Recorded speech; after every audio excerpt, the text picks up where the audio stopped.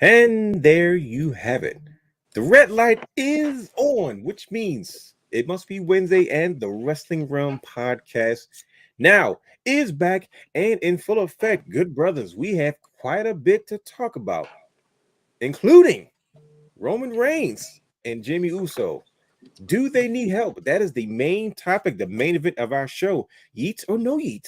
We will find out. Plus, we have got to talk about Daniel Bryan, right?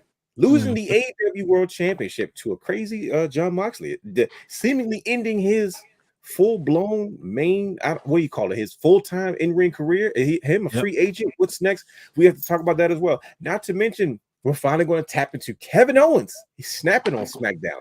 He took out Randy. He took out Cody. There's a lot going on. All that and more. So, hope your seatbelts, ladies and gentlemen. It's time for you to enjoy the hottest party on Wednesday nights. Let's go for a ride. Let's get it.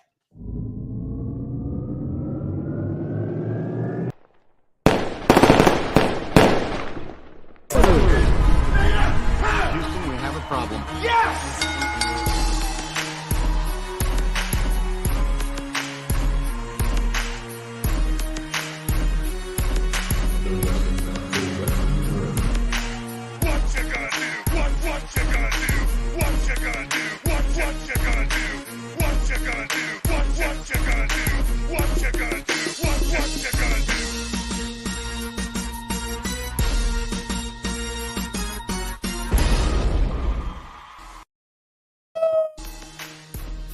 There it is, Friday. Woo it out. Welcome to the Wrestling Wrealm NOW podcast, where we take a deeper dive into the world of professional wrestling. Now, I am your host, the realness himself, the real Dwayne Allen, in the building tonight, and he is your host, super producer, Brother Hugh has the third, H to the A to the S, T to the H to the E, 3 to the R to the D, in the building tonight, and he is your host, not just any guy, but the jazz guy, the live band guy, the belt guy, who will be joining us later, Brandon, the guy, in the building tonight, and he is your host, live and in living color. I'm not talking about the one from the 90s, but the man, the myth, the legend, the creator, the founder, Mr. Steal Your Show, Hollywood, Brian H. Waters in the building. You're not living that one down. I almost got through that without having to look at the iPad. What's going on, good brothers? We are back for another week. How is everybody doing as we get this next show started? I'm great. Listen, Brian H. is in a space, and it's our responsibility as his brothers to lift him from that space and take him to a new space, a wrestling space, some sort of realm. I don't know. It has something to do with wrestling. I don't know. We'll figure it out. Did y'all watch the Liberty game? Who? No, I did not. Man, Sabrina Ice Cold. It's the reason why she was close with Kobe. Ice Cold logo 3 to put the game away. So did New York win? Yeah, they up 2-1. Close it out Friday. Okay. Oh boy, that should be fun. You heard about? I think it's going 5. You think so? About the Minnesota's not going. Okay, so he's signaling the Buffalo Wild Wings implication. Remember the Buffalo Wild Wings buttons? Look, right. In the greatest WNBA season, the most profitable. Yeah, big time. Game 5 in New York City on a Sunday night. Come on, man. That makes sense. You might be right, because wrestling is, not wrestling. The women's New York sports is hot right now, obviously. Yeah, that's cool. No, it's fine. So I denounced my Yankees hat today, so I'm giving it away. I see. When the Orioles weren't good, I wore for fashion purposes. Like it's an iconic design, right? It is. Like, no. First of all, got 4 of them. No, see, but that's what I'm trying to say though. Like, when is it an appropriate time for me to wear it? We're in the same division. Now we're competitors, so I'm like, I'm not wearing this anytime soon. I ain't gonna lie, I wore a Boston hat because of the B, a Tampa Bay hat because it rocked the outfit, a Blue Jays hat. But I ain't have hair, I would have all the baseball team. You stayed with a hat though. Pre-dread, Brian H. Yeah. 7 5/8. See, here's my problem with that. Back in the day, I couldn't. it depended on where my haircut was. So it depended on where my hair was when I bought the hat. So I was like, oh, this don't fit. And then I get my haircut. I'm like, bro, why I got this Charlie Brown? You know how Charlie Brown used to have his hats when he was a baseball man? It looked so big, like a frying pan on top of his head. So, but yeah, so yeah, I listen, I feel you, Brian H, but I had to retire. I said, nah, see, when the Orioles weren't good, I was like, that's fine. I feel you. But now I'm like, no, I got an attitude, especially the way this season ended. But see, I just want them to put out the Guardians because I don't like them. The people in Cleveland were annoying. I had to apologize because the Ravens started off 0-2. I had to tweet Cleveland, my bad for wearing the jersey. But now I don't have to. I can take it back. I mean, they got we can bigger go back problems. to running our mouths now because we're 4-2. I agree with you. I kind of piped down a little bit too. I was like, let me relax, bro. But I still want that. Look, I don't want the Guardians there, and I want the Yankees to lose to LA in the World Series. I want the Dodgers. I want Shohei. Yeah, no doubt. Just win yard. Oh my gosh. I don't know why. I love the California teams. I love the Dodgers. I love the Anaheim, the Angels. They were. I don't know why. Just it depended on what year it was. You know what I mean? For the Angels. I like the California Angels. These Anaheim ones. That's you know how you fumble a long bag, time ago, though, brother. Like, how you think about this? How you fumble the bag? You had Mark Trumbo and Mike Trout on the same team. Then you had Mike Trout and Albert Pujols on the same team. Then you had Mike Trout and Shohei Ohtani on the same team. Like Orioles made some bad decisions. And Rendon at one not point, that bad though. Who was the shout out to Pickle Wawa in the chat. Wow, man, with the fact. See, look, that's somebody. We finally got somebody watching from Twitch, so that's actually commented. So it works. That it works with it. It works out, but no, me attitude, of course not. But yes, we are here, and you know we're sports guys. But today we have some sports to get into. But I want to know if Brian H is going to be a good sport about today's topic. It's because we are here to talk about. Does Roman Reigns and Jimmy Uso need help? We saw some things transpire this week, but we have to get into that and so much more. But this is the part of the show where we recognize and we talk about the latest, the greatest, the newest show to the wrestling realm space. You know what time it is?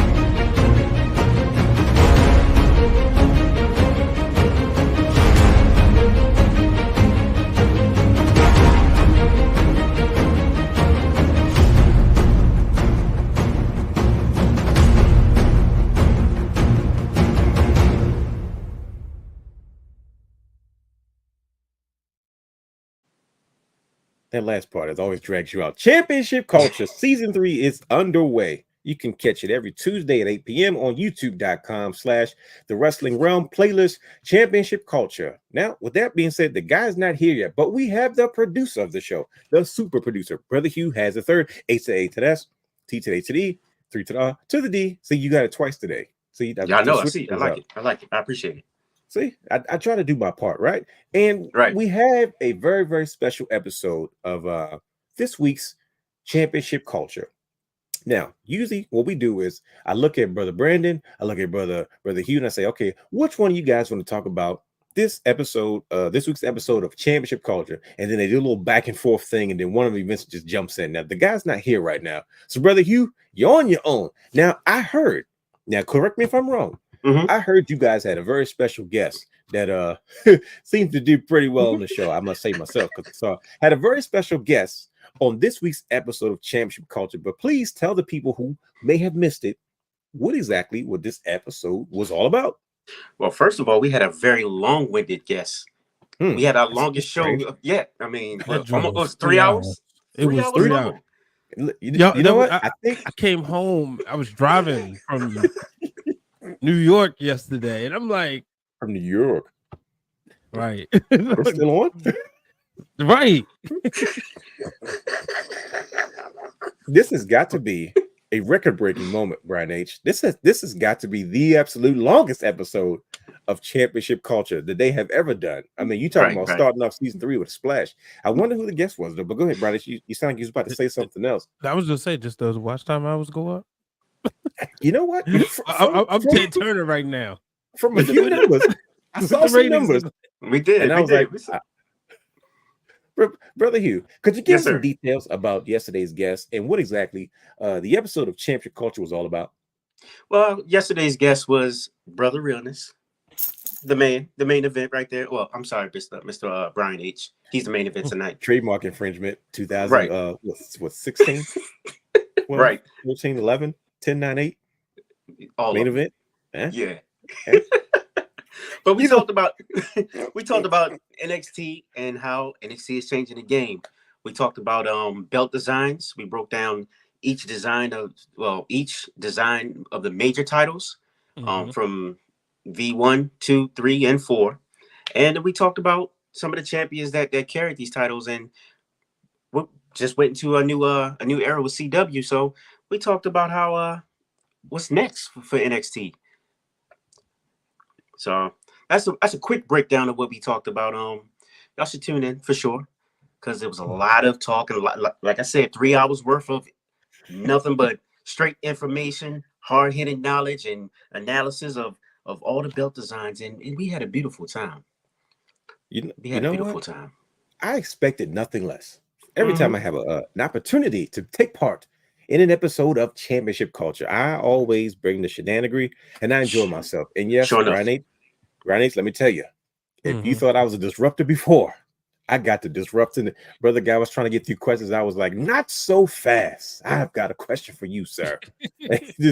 And that led to a 3-hour show. I was going, I would say, like, I'm gonna make it to 250. It was going past 2. Usually, Championship Culture guys, they in hour 15, they out of there. I said, no, not today. We had a live unboxing on the show. See, speaking of the gump, look at him. look at him. He must be in Roots. That looks like the guy.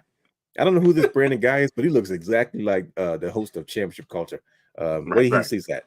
But we had a belt unboxing on the show. I said, wait a minute, if NXT's debut new belts, well, by golly, the Realness wants to debut a new belt as well. And I had a few mishaps. I kind of pulled out the wrong belt, but it's okay. You did. We got it squared away.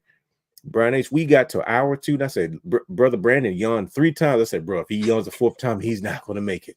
Then we got to 250, and brother, he's looking at the numbers like, well, if we're going to 250, we might as well make it to 3.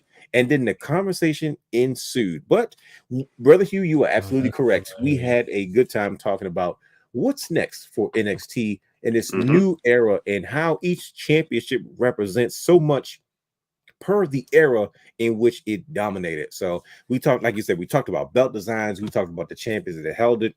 We talked about the lineage that came from it. And all the so it was a lot going on. And if you missed it, I'm not gonna give you too much. I want you to go back and watch it. Once again, that's on youtube.com/The Wrestling Wrealm, playlist Championship Culture.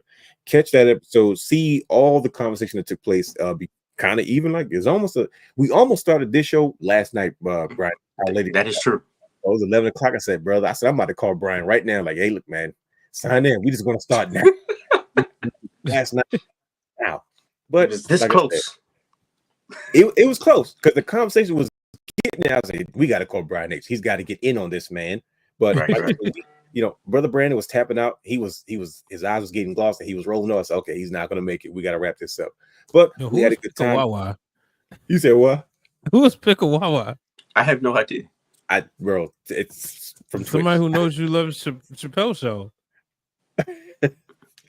Oh my goodness, I'm not even gonna go there because I was just thinking about. You gonna say it's me, goof? Wow. But yep, this episode was fun. I got a chance to be part of it. I had to do something special for him. I said, this is going to be a record-breaking show for you. Literally the longest episode of Championship Culture. That's the belt you unveiled, the Championship Culture belt? Yeah, this one right here. See that one right there? Oh, nice. See that? So it's got a nice aesthetic now. I'm like you guys now. I'm hanging belt. Once you told me the trick, Brian, I'm not going to say what it is on the air. Word. Yeah, I said, are you sure it's going to work? And he was like, yeah, that's what I said. Did a rotation. I don't know if my camera probably should be back a little further, but I got tired of looking at the same ones in the video. So okay. So moved the spinner behind me. There's a lot of belt action going on. You guys are belt guys, but look, I at least look like I belong now. You, Brian, this guy at least a corner of his wall. Brother Hugh got a museum back there. And even one that don't belong to me. You say what? Oh yeah. So the white one, I got yelled at. Not yelled at. I was like, oh really? So that's in here. I said, well, that's yours. Okay. The way you delivered to me. Oh boy, special package. Mm-hmm. So that's the one you said you didn't want. You're like, well, I don't need it. But then it's already on the wall staring at you like, oh, I hey, said, look, what's that's this yours one when here? you hear. Right. Wow. Yeah, There stay you right go. there. So with that being said, now usually after championship culture, if I can't get all my thoughts out in the comments section, I come back the next day. It's because usually I've got notes. Now you're saying, okay, realness, clearly you're not going to have notes. You're actually going to show. That's 3 where you're hours. wrong. Because guess what, ladies and gentlemen? You got I've got notes.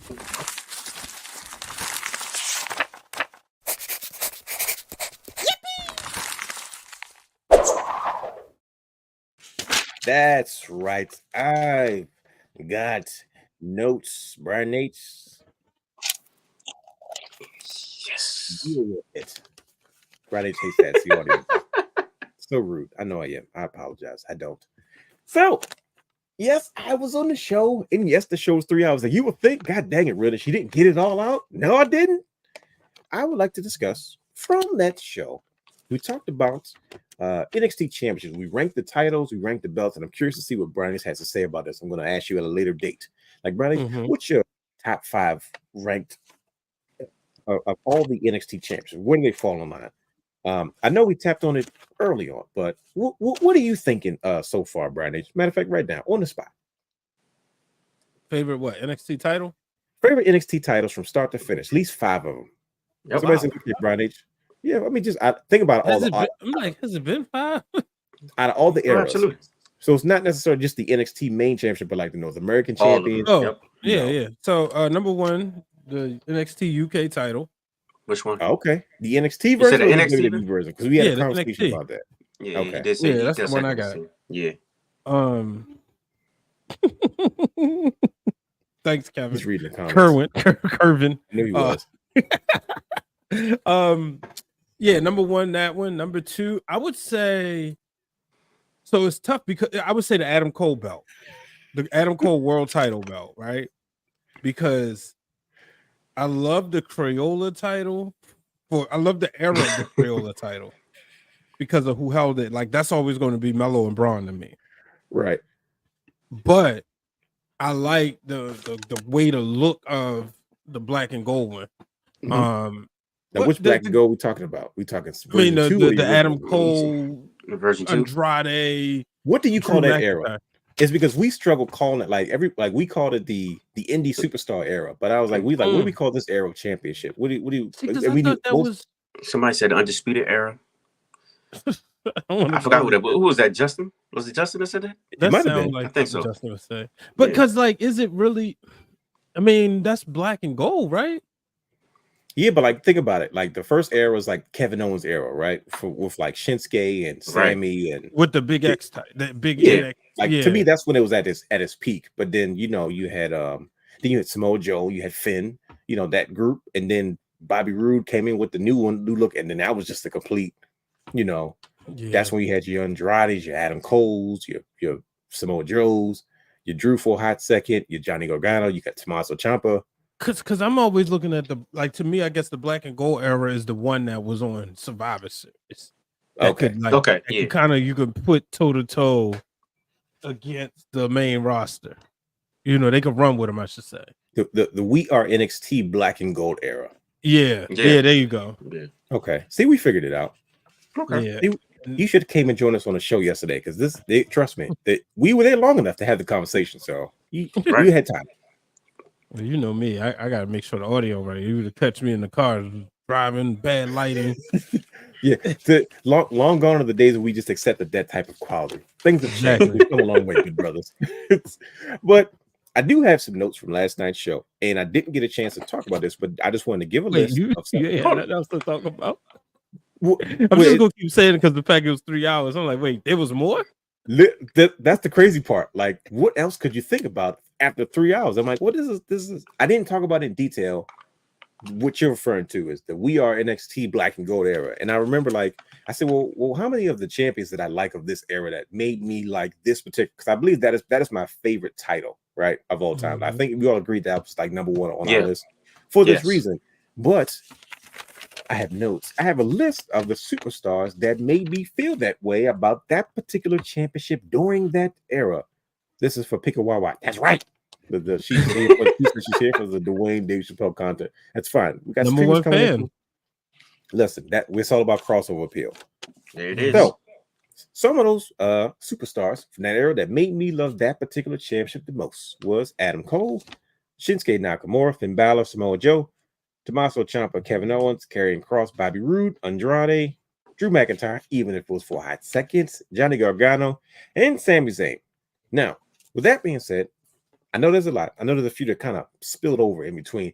There was a set of superstars. There's three in particular that I said, these three superstars in my mind should have had a run with the NXT championship.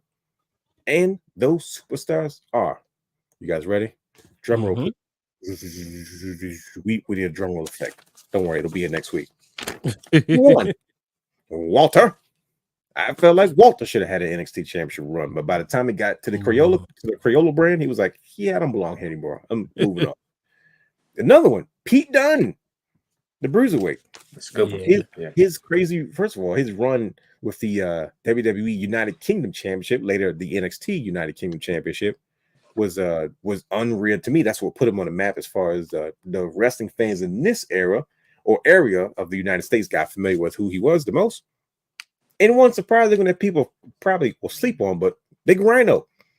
Rhino's been one of my favorites since the beginning of ECW. So when he showed up to the NXT, I was so happy to see him because I remember I watched him have a main event run in TNA. And to me, that was the first time we saw him in that light since his ECW days. But ECW was on his last legs when he kind of had his main event run. Right. So I was looking forward to him having a similar run in NXT, but I recognize that that's not why he was there. He was there to work with the young talent, and do what he does best, of course, in those smaller settings. But he got so popular, they got called up, and, him and Heath Slater went on to become the first SmackDown Tag Team Champions. So, huge boy. Yes. The first time I've seen the Gore in live, boy, I popped like crazy, boy. Yeah, we was at ROH, right? Yeah. Shoot, you're absolutely right. Right. I feel like Brother Hugh is like this, like ruthless aggression era, like connoisseur. Like I don't know. It's like that awkward space in between, like the end of the Attitude Era. Invasion era. Like right before. What do you call it? The Invasion era. Yeah. Okay, that's fair. Yeah, there you go. That's because that's what they pretty much combined. Because that's when he probably peaked like Kane. Yeah. Test. Because I know the real reason why Brother Hugh like Kane.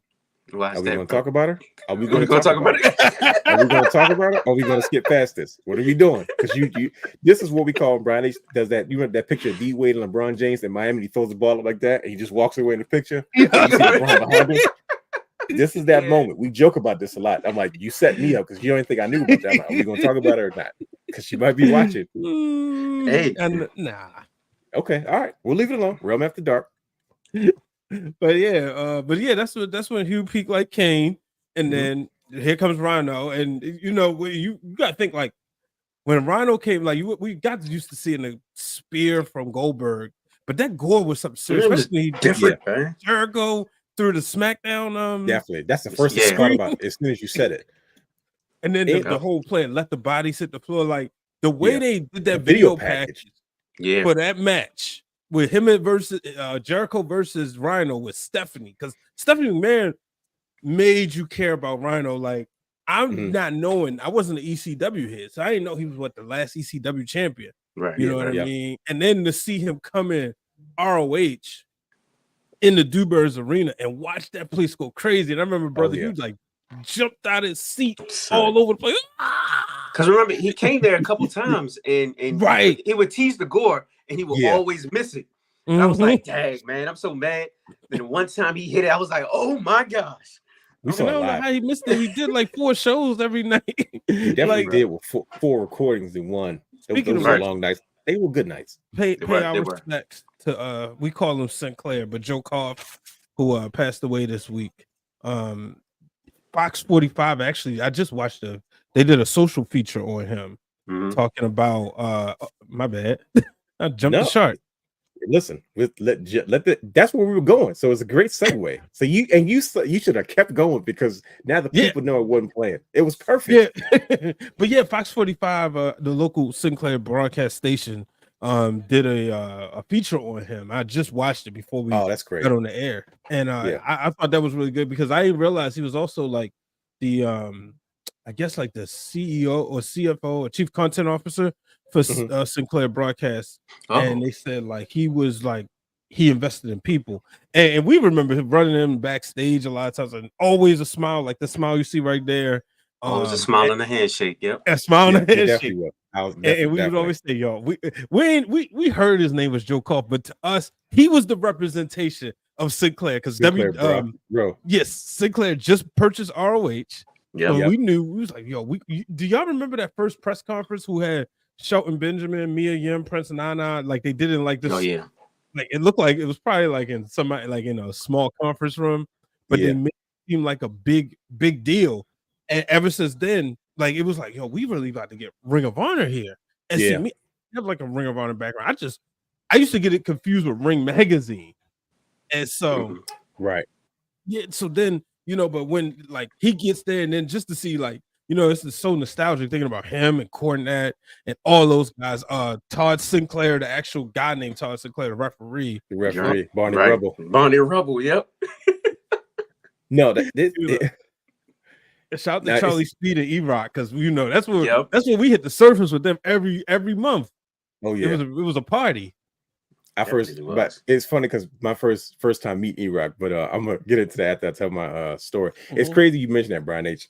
Just hold on, just to make it very clear. I didn't forget. That was for you, Brian H. I told that same story on Championship Culture last night. I said I mentioned them in reference to the indie superstar era, and we talked about, of course, where he came from. And I literally said we called him Sinclair. He was the Sinclair. He was the Sinclair of Sinclair Broadcasting for us, which you had this. It made me smile as you were telling a story. I immediately went back to 2000. I don't know what year, 11, 12, whatever. 2012. 12, yeah. And it was just it to me it changed the game. It was the best era of Ring of Honor wrestling. To me, it was the most successful. Absolutely. You think about Ring of Honor and then the New Japan partnership. We got introduced to a lot of Japanese superstars that we probably heard about but didn't really get a good look at. But Ring of Honor gave us that opportunity, it was amazing to be a part of that era and see where it was. And the Brian H hated the Young Bucks. Still do. Brian, we went to a show. This is the early show. This is before they really were taking off. Like before they debuted the new belts and everything. We don't got nothing for you, baby. They gave him the Dusty. They came out there, and he's like, and Brian is he first of all he's livid. He's boo, man. I'm sick of these show offs. Get these guys out of here. And they come out there, and this is before like the Young Bucks was like the Young Bucks. People knew who they were and they were fanfare, but they weren't like printing out money at the time. Generation Me. They were fresh off Generation Me.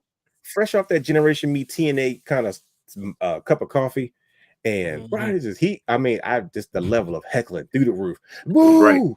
They ain't the Hardys. They ain't. I was like, he really hates the Young Bucks. And then they tore the house down. They flipping everywhere. Good old fashioned Japanese spot monkey match, tornado tag, no tag. And not missing a beat. Not every speed, and they were younger too. They was actually young when the Young right. Yeah. They're the old Bucks now, but back then. And I looked at Brad and said, "Huh? You still hate them now?" I still hate them, but they stole the show. And then, like you said, they disappeared for a while. They told them they didn't want to keep flying them out of California. You had nothing for them. And CJ Perkins is another one. You said what? Yeah, CJ Perkins. TJ Perkins, yeah. Yeah, he had the same thing. Same thing. Like guys that you didn't really pay much attention to, and then all of a sudden, like I said, they go elsewhere and they blow up. I remember the Youngs when they went to New Japan not too long after that, and just set the world on fire. And of course, the rest is history. But yeah, man, we definitely, like I said, we'd be remiss if it's us out of all people, you know what I mean? And I hope we clip this off for social media, but just we definitely want to send our condolences to Joe Call's family and all those who loved him and all those who had a chance to, be affected by his presence in their lives, because he he gave us a moment in history that can never be taken away from us. And he's the reason that, like you said, he took a chance on a lot of people and he gave us a product. He was one of us. He was a lifelong wrestling fan. He talks about going to WWF, the World Wrestling Federation, and being in Madison Square Garden with his father, and just the amazing things he's already done in television, but then to take the Ring of Honor and try to bring that to the masses, especially on a broadcast television space, it's nothing short of amazing. And he's going to be sorely missed by everyone who is familiar with what he is. And I'm sure by now, if you're not familiar with who he is, I'm glad that people will have an opportunity to know him and know his work and be grateful for all that he contributes to this space. So, much respect to Joe Koff and his family as he transitions on to a better space. So, good segue, Brian H. That was excellent. Yeah, man. Well, with that being said, I think it's time for us to get this show on the road. Brian H., ring the bell. And there it is. So when you hear the bell ring in any situation, whether you're in a boxing ring or most important, a wrestling ring, that means it is time for the match to start. So with that being said, we have a number of different segments that we do on the show, but one of the most important ones that we do is called What Did You Watch? Every week we do a segment called What Did You Watch, where we break down what we watched, weekly TV, anything that we got into to get ourselves ready for this particular show. So good brothers, let's get into this new segment. Well, it's not really new. To this segment, What Did You Watch? Sponsored by SeatGeek. If you're looking to purchase tickets to concerts, live shows, sporting events, and more, head over to SeatGeek.com where you can use our promo code Wrestling Wrealm for any one-time purchase of $50 or more. That's promo code Wrestling Wrealm on any one-time purchase of $50 or more. Good brothers, what did you watch? That's one of my favorite graphics Brian has ever done. Good brothers, you know what time it is. Let's get into it. What did you watch this week? Brother Hugh, talk to the people. Yes, sir. Yes, sir. I went back and watched the Bloodline Saga playlist. Oh, boy. Yeah, so I'm pretty sure we're going to get more in depth with that a little bit later on. So I'll share my thoughts on everything later on. But right now, I have NXT Philly on. Johnny Gargano and Andrade for the NXT Championship, and this match is fire. So context. Last night we got to running our mouths about this NXT, and I said, and literally when I got off the show, the first thing I started doing was like, let me put in. Literally, the search was simple on YouTube: NXT full matches, and I let it rip. That's it. It's like 80 videos, like all full matches. Like, whoop. I'm locked in now, so that's what I'll be watching for the rest of the night. So. And listen, you can't go wrong with that. You can't. Brian H., what did you watch, sir? Actually, right now, because I did some Bloodline. My sister did my hair, so it was it's crispy. It's crispy. It was really huge stuff to do. Time to catch her up on everything. And so we was watching that. And I didn't realize because it was a lot because, like, the solo Bloodline wasn't as it didn't grab her attention, so it was a lot of stuff I had to catch her up on. But then it's funny because now all of a sudden she's a Roman fan, and I'm like, wait, you're not like us. Now you over here now, but but right now I actually have on No Mercy 99. He hit it with Kendrick Lamar. That's crazy. It's about to be Jeff Jarrett versus China. Okay. Jeff Jarrett talking about that last week. We definitely were. It was. About that. He got out of there. He went to WCW right afterwards. Yep. It made me not take WCW that much more seriously. When I'm like, how you gonna go from? So I said, so you only got to be an IC title guy in WWF to go to WCW and be a world champion. I was like, get out of here. That's it. So, I didn't like him. But I did not like Jeff Jarrett. I hated Jeff Jarrett. I didn't like Jeff Jarrett until like 2008 and like 2005 or 6 in TNA. It's because he was the only familiar name there, and I was like, oh, this is cool. Look at Jeff Jarrett being a bad guy in this 6-sided ring. I didn't like him till his podcast came out, and I realized that was like 2 years ago. Because he was such a good heel. I was like, nah, I'm good. Exactly. And then I met him, and he was like one of the nicest people ever. Like, we had him on the old show, and he was asked, he was personable, and then meeting him in person, I was like, oh yeah, I like this guy. But he was so good at being a heel, you would never know he's probably like one of the nicest wrestlers I've ever met. Was. Yeah. Yep. Did y'all real quick? Did you ever watch his Tales of the Territories? No, where's that on? No. It's on Xfinity, probably on demand. I think it was a Vice TV, but you would like that because it's let me write that down, bro. Because I remember you telling me about that, and I never got to it. And him talking about how his grandmother was the promoter, then his father, and it's a shout backstage Raw said Vice, Vice, and it was really good. Like it's different territories. That's what I like about it. Of course, like before I wouldn't have cared about like the Texas territory until watching Iron Claw, and I have a deeper appreciation for it because being able to sit there and watch not Fritz, obviously, Kevin talk about the stories of his brothers and whatnot. But yeah, it's a different one. They got the Memphis territories, the Canadian Stampede territories, all that stuff. I'm going to watch that. That's the one produced by The Rock, wasn't it? Yeah. Oh yeah. Okay. Yeah. Yes, his love letter to wrestling. I know a $7 production when I see one.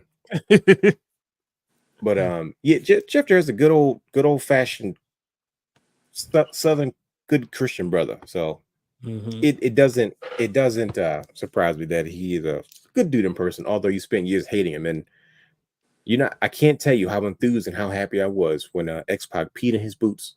Man, I wasn't okay with the fact that he beat up the cameraman because he said, "Look, you stop looking at my boots. You keep showing my boots," and he was shaking his boots out, and it was like pee coming out of it. And then before you know it, that's when I said Jeff Jarrett is turning into a bad guy. He was wearing white, then he started wearing silver. He started having no black goatee, and his hair was a little more stringy and not as fairer hair fluffed out. And then before you know it, he shaved his head. He had buzzed, and he had the sunglasses, and he had the new tights. But them same silver and red tights that he's wearing now, that don't piss me off tights. Is it eight?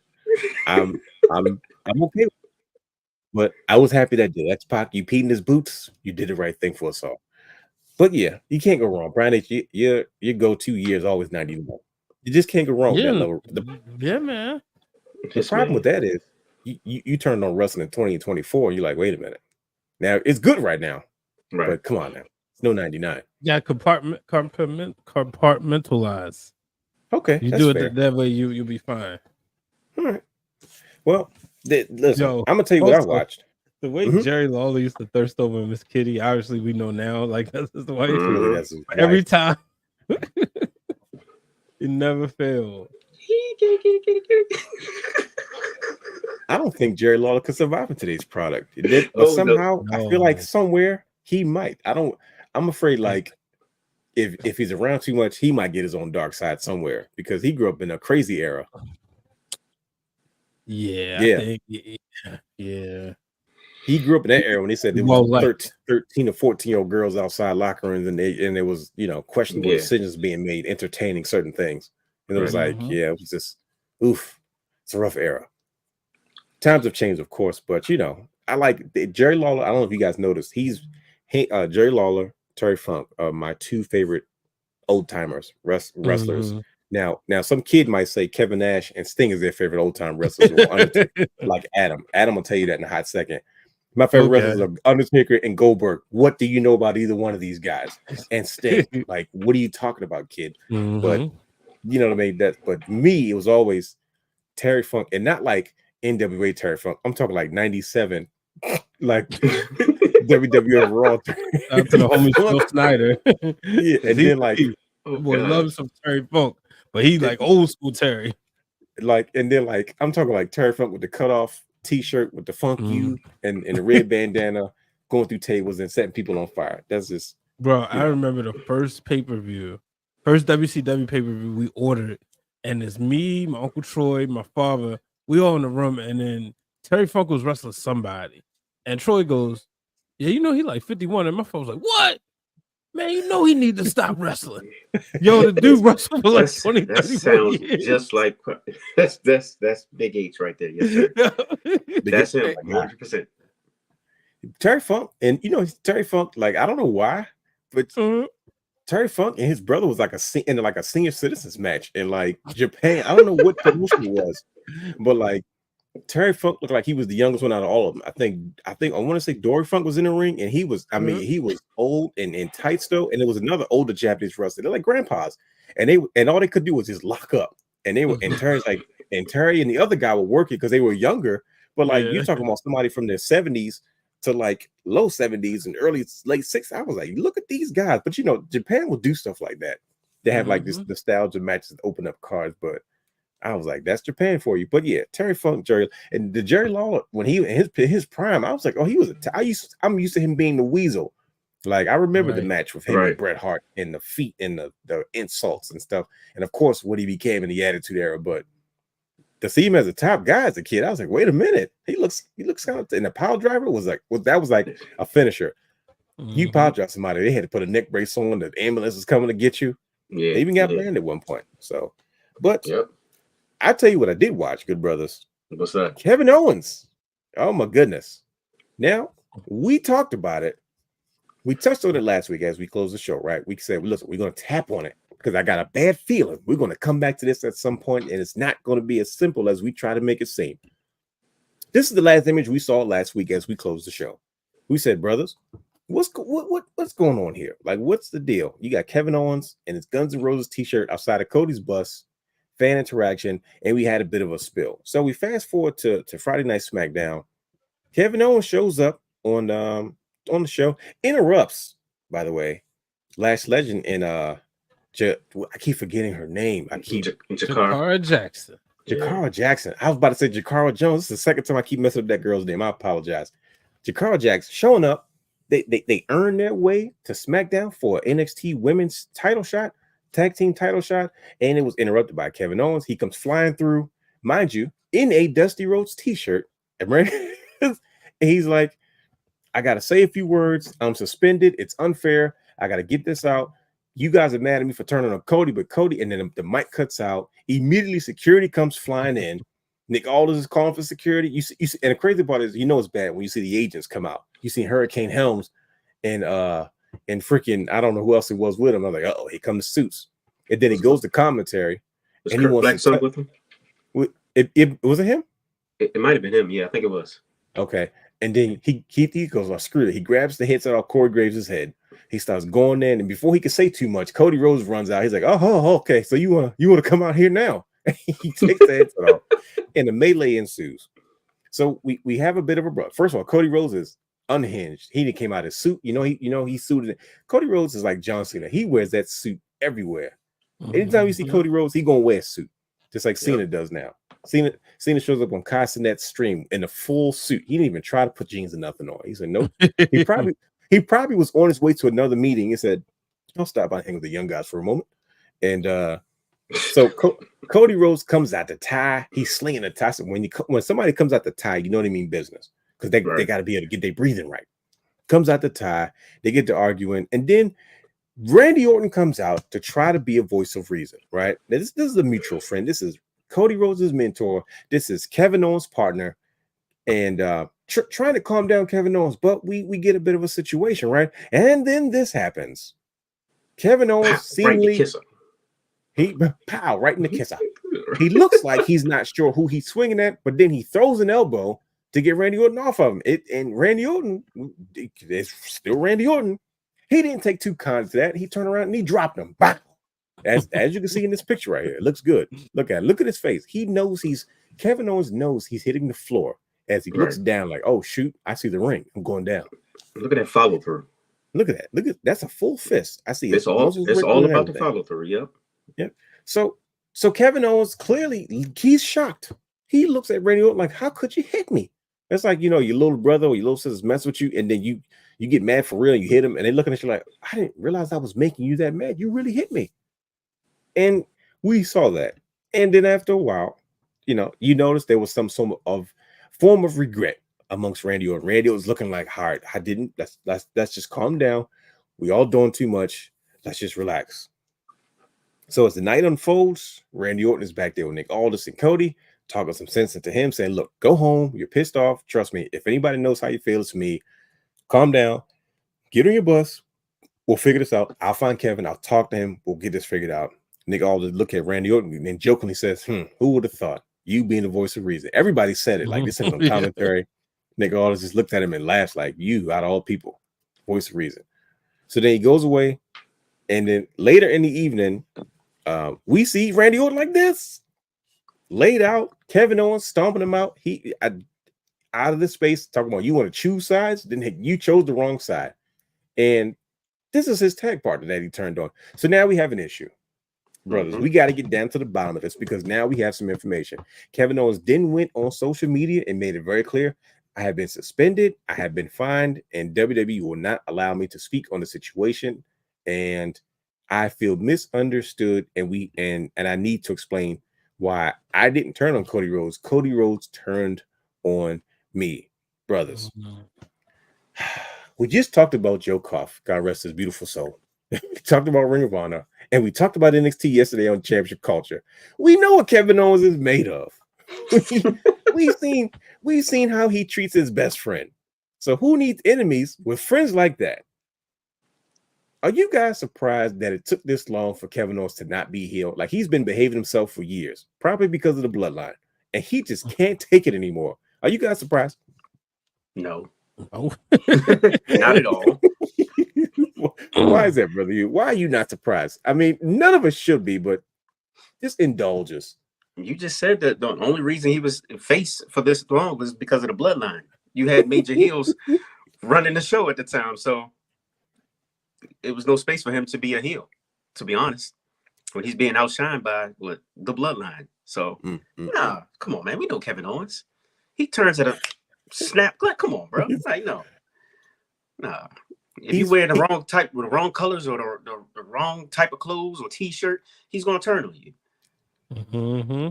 I mean, if you're breathing the wrong way, he's gonna turn on you. That's just the way he is. I'm surprised he lasted this long, brother Hugh. I'm not gonna lie to you. Usually when Kevin Owens is after something, right? For instance, Sami Zayn wins the NXT championship. We're happy for him, and immediately it seemed like minutes later, Kevin Owens turned on because he wanted the NXT championship. I don't think he had any beef. Well, I'll take it back. You can't say that because he had beef with Sami, and he came out like, "You got signed before me. It's not fair." They saw something in you that they didn't see in me. What makes you better than me? I had to prove otherwise. But Brian H, what got into Kevin Owens? I mean, we know the guy. He even though he's not familiar with us, we've been familiar with him for a long time. This isn't new. Like I hate the fact to keep bringing it up, but Sami Zayn like, hey Cody, listen, if you want to talk about this, if anybody knows it's me, Cody's like, no, Sami, just I don't want to go there. And poor Sami, he loves Kevin Owens so much, Brian H, that he just like, look, this is just who he is. This is what he does. But what got into Kevin Owens finally? He couldn't take it no more. And what couldn't he take? Like he couldn't take being a nice guy. Couldn't do it, couldn't handle it, couldn't take being a nice guy. And the fact is, out of all people, for Cody to align himself with the bloodline, the team, the group that's been literally torturing him since 2021, it was the perfect opportunity. Why not? Literally, it's like, got my shot. Now I'm about to go ham. Is it Kevin Owens' fault? I'm trying to sympathize with the brother. I'm trying to figure this out. Kevin Owens seems to have an alibi, and the WWE is not giving him a chance to explain himself. Now, I'm assuming that they are tiptoeing on the fact that Kevin Owens may feel like the WWE is protecting Cody, like, oh, this is your All-American champion, and you don't want to make him look like he's the bad guy. So now you're using me as a scapegoat. No pun intended, Jack Perry. You know what I mean? And it seems like he has this legitimate reason, but he can't get it out. Like he's like, you guys think I turned on Cody Rhodes? Cody Rhodes turned on me. Is it possible, brothers, that maybe somehow, some way, that Cody Rhodes did something that may cause him to bring this on himself? Did he deserve this action? I'm trying to think. We know Kevin Owens. It doesn't take much, like brother Hugh said. You breathe wrong in the wrong space, who knows? I mean, he's powerbombed celebrities off stages. He's done a lot of crazy things. He's done things to himself just to inflict pain on his opponents. So it don't take much. But are you buying the fact that Kevin Owens might have a reason as to why he has allegedly turned on Cody, or in his case feels like Cody turned on him, besides the fact of, well, hey, you aligned yourself with the bloodline? Is there something else to it? Is he jealous, baby? It could be a mixture of both. Definitely jealousy. Because who has the title? Cody Rhodes. Cody Rhodes, yeah. Who's the top guy? Cody Rhodes. Cody Rhodes. Who won the title? Who dethroned Roman Reigns? Cody Who Rhodes. should have dethroned Roman Reigns multiple times? Kevin Owens. And multiple times, Brian H. And he didn't, right? Cheating bloodline. That's it right there. Like, right. Mm. Cody was his best friend at that point in time, right? Yeah. And for him not Sammy to be wasn't able to, around. Exactly. For Kevin Owens not to be able to finish the story or finish his story before Cody finished his story, it irks him. It irks him now. And it's like, bro, you turned your back on me? Like the guy who's been there fighting with you since day one against the bloodline, and you go and tag with those guys? You take their side? I don't care what it is. You take their side after they put you through hell, just like they put me through hell for the last 3 years? No. I'm not having this. So now you're an out. Now we have a problem. So took it back to the streets. That's why he stomped him out. I got another one for you though. Let's take this further because that's what we do, right? Mm-hmm. That's what we do. Why is Cody so over in WWE? Because they keep making action figures for him. That the American Dream, Dusty Rhodes. Because he left and came back. Shoot, yeah. Who gave him the keys to the independent wrestling kingdom?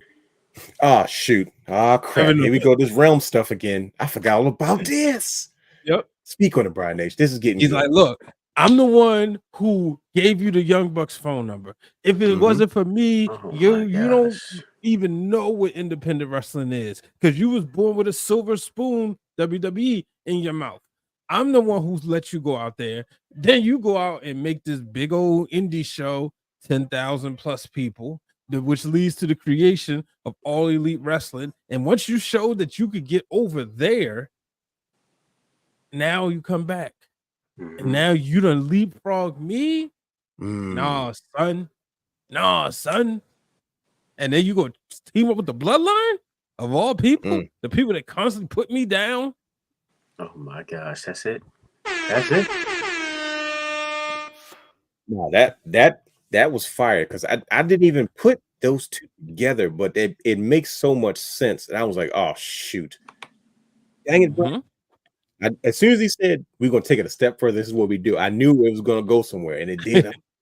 Because that's a factor that I didn't even take in consideration. But you're absolutely right. Because when they were doing the Kevin Owens has shown up on quite a few being the elite episodes, making cameos or walking in the background. They're like, "Excuse me, sir, how do I get the songs?" When he tells them, and he keeps it moving. Like, oh look, that was Sami Zayn, the same thing. But oh man, that's a story to tell. And I think that might come out at some point. Like, yo, you're absolutely right. Kevin Owens has a lot of reasons to quit and walk away and not resign because of Cody Rhodes.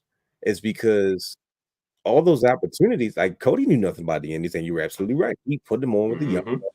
He put them in that space. But then if to take it a step further, like I said, I thought it was funny that Kevin Owens had an American Dream Dusty Rhodes t-shirt in the ring. How are you going to try to fight somebody whose son that did the same thing? The American Dream t-shirt. One of the Rock's heroes. I love it. Who says that? Did you see what O'Shea Jackson tweeted? No. He said pulling up to fight me with an Ice Cube shirt on would be crazy. I'd be mad too. Oh, exactly. He had a Dusty. Mind you, who was one of Dusty's kids? Here we go. Kevin Owens. Who believed in Kevin Owens? It was one person that believed in Kevin Owens outside of William Regal, the American Dream, Dusty Rhodes, Daddy. His Brooklyn Toys. Right. I mean, like if you look at the Kevin Owens story, one of the main pieces of his story is his time in Dusty Rhodes' promo class and how he developed being who he was and not trying to live up to this image of what WWE is, but being himself and being embraced as himself. So I'm like, so there's multiple angles and there's many reasons as to why. Now we got to move on to the to something else that we watched this week. But last question, I'll start with you, brother Hugh. Do you blame Kevin Owens for this? Think about it. Kevin Owens has been fighting this off for a long time, and you pretty much broke down all the reasons why he has to say, you know what, I had enough. But can you blame him? Like, it's not like he didn't try to be on his best behavior. It's not like he didn't try to hold it in. He just, at some point, the disrespect in his mind was too much. And you named a bunch of reasons as to why that might be justified. So can you blame Kevin Owens in this situation? Or do you feel like maybe he should settle down first? I don't blame him at all, to be honest. If I was in that situation, I would be heated too. I don't know if I would snap. I don't know if I would snap like that, but obviously he went the right route. He went and talked to Cody multiple times. A couple times Cody kind of brushed him. No, guy, you know, this is nothing. This is nothing. Don't worry about it. You know what up? You know how he does. So yeah, if he's gonna continue to brush me off, and I'm trying to have a man-to-man talk to him about my emotions, about what's going on with us as men. All right, okay, it's time then. Even worse, because you're not listening. You're not listening to me, as brothers, right? So yes, I might have to put hands to you because you're not listening to me anymore. I might have to put hands to you because you're not listening to me no more. How about you, Brian? Can you blame Kevin Owens, or do you feel like maybe he should have waited and maybe there was a misunderstanding, or it's not Cody's fault, or because the Rock will tell you, Austin will tell you, Roman Reigns will tell you, it's lonely at the top.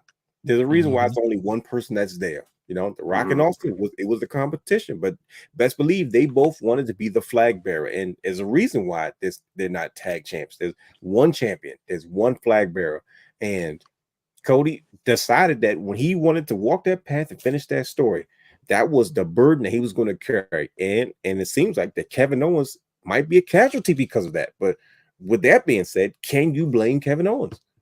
No, I don't blame him. I'm sure it took him long enough. This is the reason why, but see, like I never blame, like Kevin Owens is the reason why the bloodline is in turmoil now. Because he took Sammy. That's true. He converted them back. Yeah. And ever since then, they lost the tag titles, they lost everything. Slowly but surely. But I don't blame him. I blame Sami Zayn for that. You gonna go back to this dude. You can't let that go, can you? No. He ruined a great thing. Life was good when we had the bloodline going.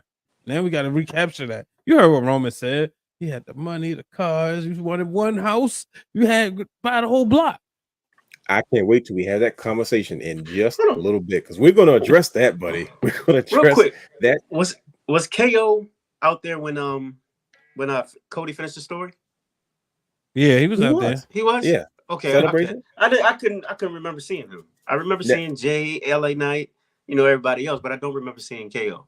He was gonna get it too. Everybody who was out there was due for they was due for some repercussions.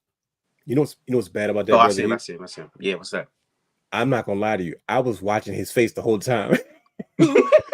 I feel like we know Kevin Owens to be such a bad guy. When he was out there, him and Randy Orton. I was like, better watch their faces. I don't trust either one of them. You just never know between these two. Randy Orton's like a dad now. He's breaking up fights between the youngsters. He's trying to be a guiding light, and they looking at him like, you got some nerve, Randy. But I think this is going to be fun. I like how they're keeping their main event talent in the main event conversations. There's so much going on, and this is the next evolution of Kevin Owens. And man, you can't go wrong with a bad guy, Kevin Owens. It just, you hate for him to have to go out this way. But something else that we watched this week, AEW Wrestle Dream. Now we could sit here for another 20 minutes, another 30 minutes, 40 minutes, and talk about AEW Wrestle Dream. We're not going to do that. But there is something very specific that we are going to talk about. Brian, you had a yes, yes, yes shirt on earlier today on Ring of Wrestling Worldwide. And I was like, okay, did I say it right? Did I say it right? Yep, you got it Okay. right. And so we're all yes guys, right? We're Daniel Bryan dudes. If there was a group of Daniel Bryan dudes, we be in it. And we love his career in WWE. We celebrated him in AEW because it's AEW. We were happy for him. We got cornrows braided Daniel Bryan in AEW, which I think is dope. Right. And he finally wins the AEW World Championship. He teases retirement, and then he goes, "Not just yet. I'm going to go on a run real quick, and the minute I lose this championship will be that time. So when I go home, that's when I have the surgery. I will no longer be a full-time performer in ring." So Jon Moxley comes back, and he's unhinged. Great evolution to a character. I love the fact that he is transforming to whatever he is now. We haven't figured it out what it is. But long story short, he beats Daniel Bryan. He's the new AEW World Champion. Well, I was disappointed because I'm like, well, that was a lackluster championship run. But you know me, I'm biased. I wanted to see all types of matchups that I didn't get a chance to see. But nonetheless, we are left with Daniel Bryan. According to you, brothers, a free agent. Is this true? You said he was wrestling without a contract. The last person to wrestle without a contract showed up at WrestleMania to face Seth Rollins. And well, in all fairness, but Moxley almost did it too. You said who? Moxley. Remember he said SummerSlam Nashville? He did. And here we are. Now we're yes guys. So now we got to figure out what's next for Daniel Bryan. Like, forget the match. We're like, wait a minute, what does this mean for his career? We know he's got some health issues. We know he's got to get some surgery. We don't know the extent of the damage that's done in which that he requires a surgery. But knowing Daniel Bryan and his violent style, that I'm shocked that he even went back to after being sidelined for a good amount of time because of concussions. He is right. I don't know what the deal is. Is he hanging up the boots? Is he done? Is this it for Daniel Bryan in AEW, or maybe does he show up somewhere else? Now, he has been very vocal about how much he loves AEW, and AEW is the greatest thing since sliced bread. But I feel like everybody says that until they sit down with the World Tag Team Champions, and Triple H and Nick Khan, and for some reason, people's minds change. Right? Cody Rhodes talked about sitting down with Vince and Nick Khan, and he's like, "I just wanted to go and vent and get some off my chest, and I was going to be done with it." But then I sat down and the level of respect they gave me and the plans they laid out, I was like, wait a minute, is this a real possibility? And it was what it was. So I ask you, good brothers, now, what's next for Daniel Bryan? What are we doing here? Oh my gosh. All right. I'm good. Go ahead. What do you mean you're good, Brian? What are you good with? Let's talk about that. You don't want to see Brady hit Daniel Bryan back in WWE? Honestly, thought about this the other day. Actually, yesterday. I stand by a statement that I said when we watched him win the championship, and Brother Hugh looked at me like I was crazy. That statement was, it was the greatest win for me personally of anybody I had ever cheered for. That was the greatest at that time. The AEW championship. Oh, you talking about? No, what? I just had to double check. I'm sorry. Go ahead. WrestleMania. He won the WWE World Heavyweight Championship, and he had both belts. That was the greatest thing ever, right? Except his boots. I even said, I said it was better than the Ravens, the Lakers. I even said it was better than the Orioles. Yeah, he did say that. I still feel that way. Okay. But if I be honest, the heel run when he was the Planet Champion was fun, but deep down inside, I didn't get that same feeling. And that's, I had to admit later on, I said, well, I jumped premature about this dude being my favorite of all time. But in that moment, you doubled back. Yeah, that's wild. Back to Brett. Is this the first time you hearing this, Brother Hugh? This is the first time I'm hearing this. I'm flabbergasted right now. Like, you doubled back on D. Bryan? What's going on? I definitely said this on this very show. It's a YouTube short. Y'all had the same reaction. Okay. I don't remember you saying you doubled back, like you second guessed. Like, wait a minute, I had to because premature.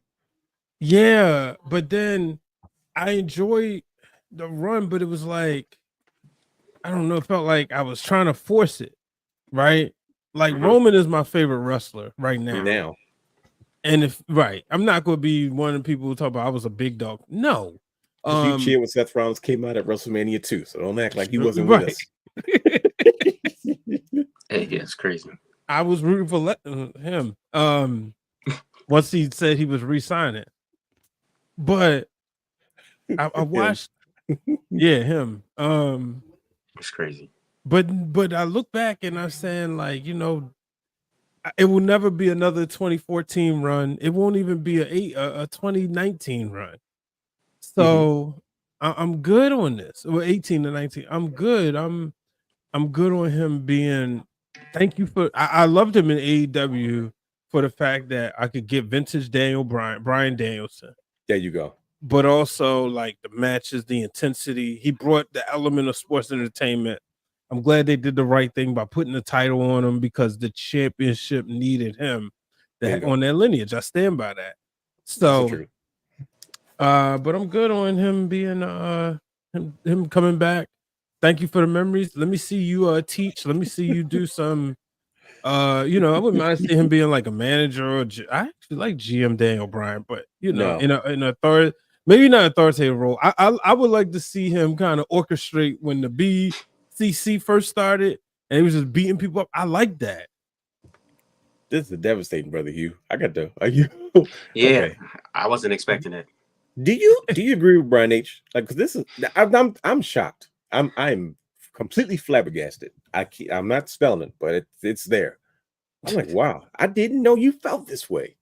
Yeah, I personally enjoyed his run in AEW, but it wasn't as good as I wanted it to be. Because you know me, I'm a dance partners guy. After first Kenny Omega, it was all downhill from there. Yeah, right? That is true though. Right.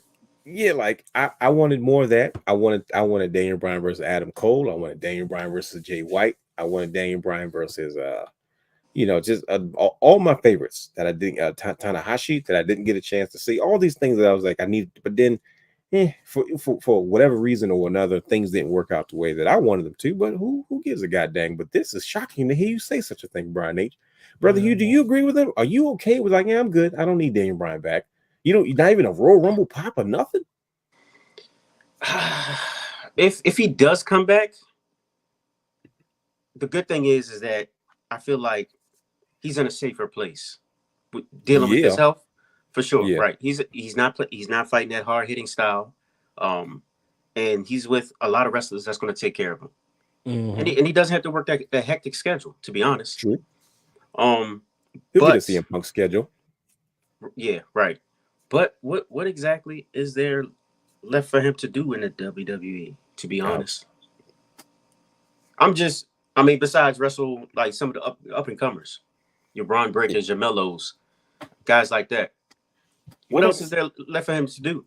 AEW, it's like if he stays with AEW, the first thing that jumps into my mind is number one, his health, because of that hard hitting style.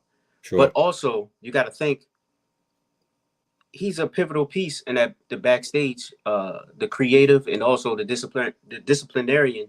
He's the disciplinarian at AEW. I didn't know that. That's news to me. Yeah. He's in charge of like finding people and all that good stuff. And breaking fingers and stuff. Yep. What is the in-ring discipline committee or something like that? Yeah. So it's like AEW be missing out on that. Also, he's a vet. He's a locker room leader.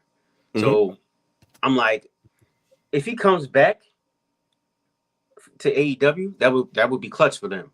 But I mean, they kind of killed him over TV. To be honest, they killed him over TV. Like, come on now. But to be real, if he does come back, it makes sense because look, he does have a feud ready and waiting for him. You can't do the Swerve and Adam Page thing. You know what I'm saying? You come back after a man burnt down your house and got real personal with you, and then you just forget about him. No, this man literally put a bag over your face twice. Yeah, that's disrespectful. A couple of guys twice, and they beat you down in front of everybody. So now you got to come back and really kill them. So now, what I would like to see him, number one, do what's best for him. I wouldn't mind seeing him back in WWE, even if it's just for a Royal Rumble appearance. But honestly, look at you being a good fan. what's left for him to do in WWE? That's the way I look at it. I feel like it's more for him to do in AEW. When he left that time. Right. So I was like, I feel like it's just more for him to do in AEW because, like you said, there's a lot of dance partners that we haven't seen him with yet. My only concern is the hard hitting, the craziness with AEW. The whole, you got to bleed every match. Oh, we got to do all this hardcore stuff every match. Nah, you don't. Bryan Danielson, whatever we calling him now, Bryan. He doesn't need that. He doesn't need that. He can put on a great match without all the extraness that AEW is doing. I get it, that's their thing now, but it's not needed, especially with him right now. See, this is where I'm conflicted. It's because what you're saying is true, but I don't know if there's a happy medium. So on one hand, you're saying, listen, there's more for him to do in AEW, right? You can guarantee that he'll always be treated like a big deal, even if he shows up part-time. They treat him like Sting did. That's one of the things I'm grateful for AEW is because Sting got treated like he probably supposed to. Instead of being a footnote in WWE's history as well as WCW, like AEW treated Sting like a king, like he was supposed to be treated. There's no doubt in my mind that Daniel Bryan probably will be treated the same way. Absolutely. But it's like there's no legislation or regulation going on. He doesn't need to come out there and doing this crazy intense stuff. Like there's no way for him to tone down what he does. It's because in AEW they do what they want to do. And it's like, all right, well, does he need to do that for himself health-wise? Is it necessary? But they're also, like you said, they're fresh matchups we really haven't gotten. There's a ton of stories that's left to tell. And he kind of fits in around here. You know what I mean? He can cuss, he can do what he wanted to do. But then also there's also the Triple H and Nick Khan factor, and there's Netflix. And I'm like, okay. Yeah. And AEW gave us Daniel Bryan with braids in his hair. So I'm also a fan of that as well. Right. So now I'm conflicted because I do agree with you. I'm like, you know what? He probably would. There's still a lot more left for him to do. In WWE, he probably play the veteran role, show up here and there, but it will be much, much toned down because WWE to me is like, this is my retirement project. Like, because I don't have to, they're not going to let me work this crazy style. They're going to protect me like they were before, and I can still be a big draw. But, WWE is on a youth movement right now with Triple H and Shawn Michaels and, Paul Heyman. And they have always felt like it's always about the next superstar versus AEW is like, well, we need the older superstar to capitalize on their names and, their trademarks to help bring up our product as well as advance some of the younger talent. So yeah, I don't know. He seems like he fits in. Y'all mess me up. I don't know. If he goes back to WWE, they already have one of those guys. Well, now he's injured now for a year, but AJ Styles. I don't want to talk about it. Insert him everywhere. That's what I'm trying to say. So it's like they already got one. And don't get me wrong. I don't want him to go to WWE and play second fiddle to anybody. Right. You know what I mean? So it's like, yeah. Okay, all right. That's what you get fooling around with what you Wrestling Wrealm guys. Now you guys changed my mind. I was okay with it, but now I'm not. So, all right. Well, listen, that's all we got for this week's What Did You Watch? That was a good one. I thought the Daniel Bryan one was going to be much more engaging and exciting, but your brothers are just over it. But it's fine. We have to get into. Home. I wasn't even mad.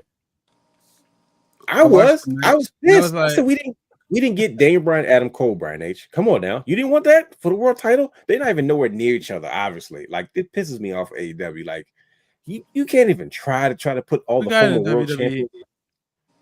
You said what? We got in the WWE. No. I need to go on the big stage. AEW gonna treat it like it's a WrestleMania match. That is true. Like, you know what I mean? But we got a surprise running from the Jazz Man. Listen. Oh gosh. Okay, he over there looking like a minion with his yellow one. We got a surprise run from the live band man. The guy. Brandon, the guy in the building. That you just missed the Daniel Bryan conversation, Brother Brandon, how you get situated.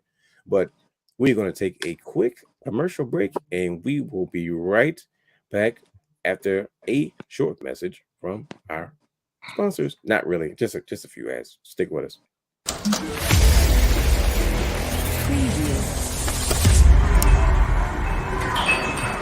Watch us and subscribe to our Twitch channel at The Wrestling Wrealm.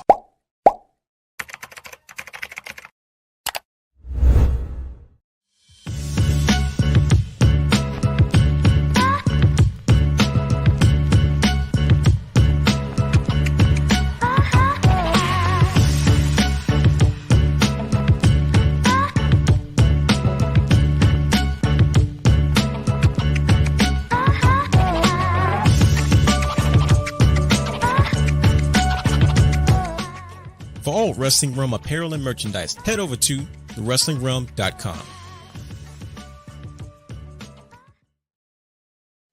What he said. And we're back. Thank you for joining us.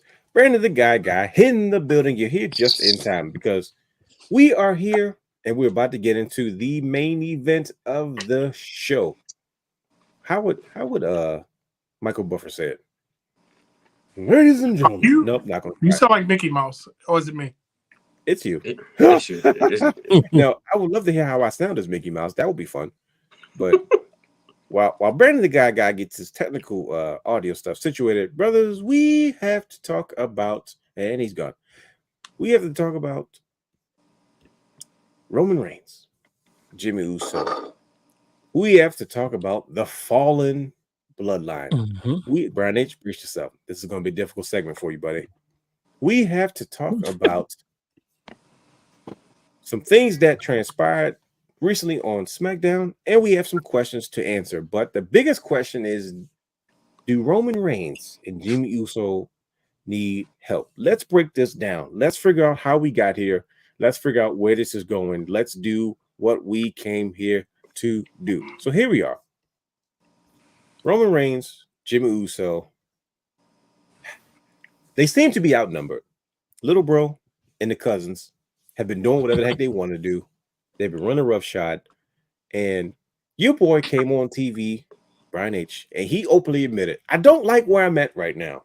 I'm not feeling my position because when I was on top, I didn't have to second guess anything. I had a wise man. We had money coming out, falling out of our pockets. We did whatever we wanted to do. We showed up. We had championship gold. Everything was in our favor. And now we got to try to figure this out. We got to get to a space and we have to get back to what we have. Roman Reigns is still talking with this sense of entitlement, like whatever he had before, it naturally belongs to him. Now, Brian H., by you being part of the bloodline, and you, Brother Hugh, you acknowledged him too. You would think that they really think, at least I can't even say they, it's really Roman. He thinks that this is where he genuinely is supposed to be. But we have an issue. And I think that Jimmy Uso, he kind of pointed out the elephant in the room. He made some comments to Roman. He showed up, he kind of had his welcome back moment. And Roman came out there and he said, you know what? Y'all need to acknowledge my cousin, Big Jim. That's his new nickname. We call him Big Jim now. Everybody's calling him Big Jim. Cody called him Big Jim. Roman called. I said, okay, I see where we're going now. That's your nickname, Big Jim. So my man Big Jim comes back. He has a moment. Crowd pops.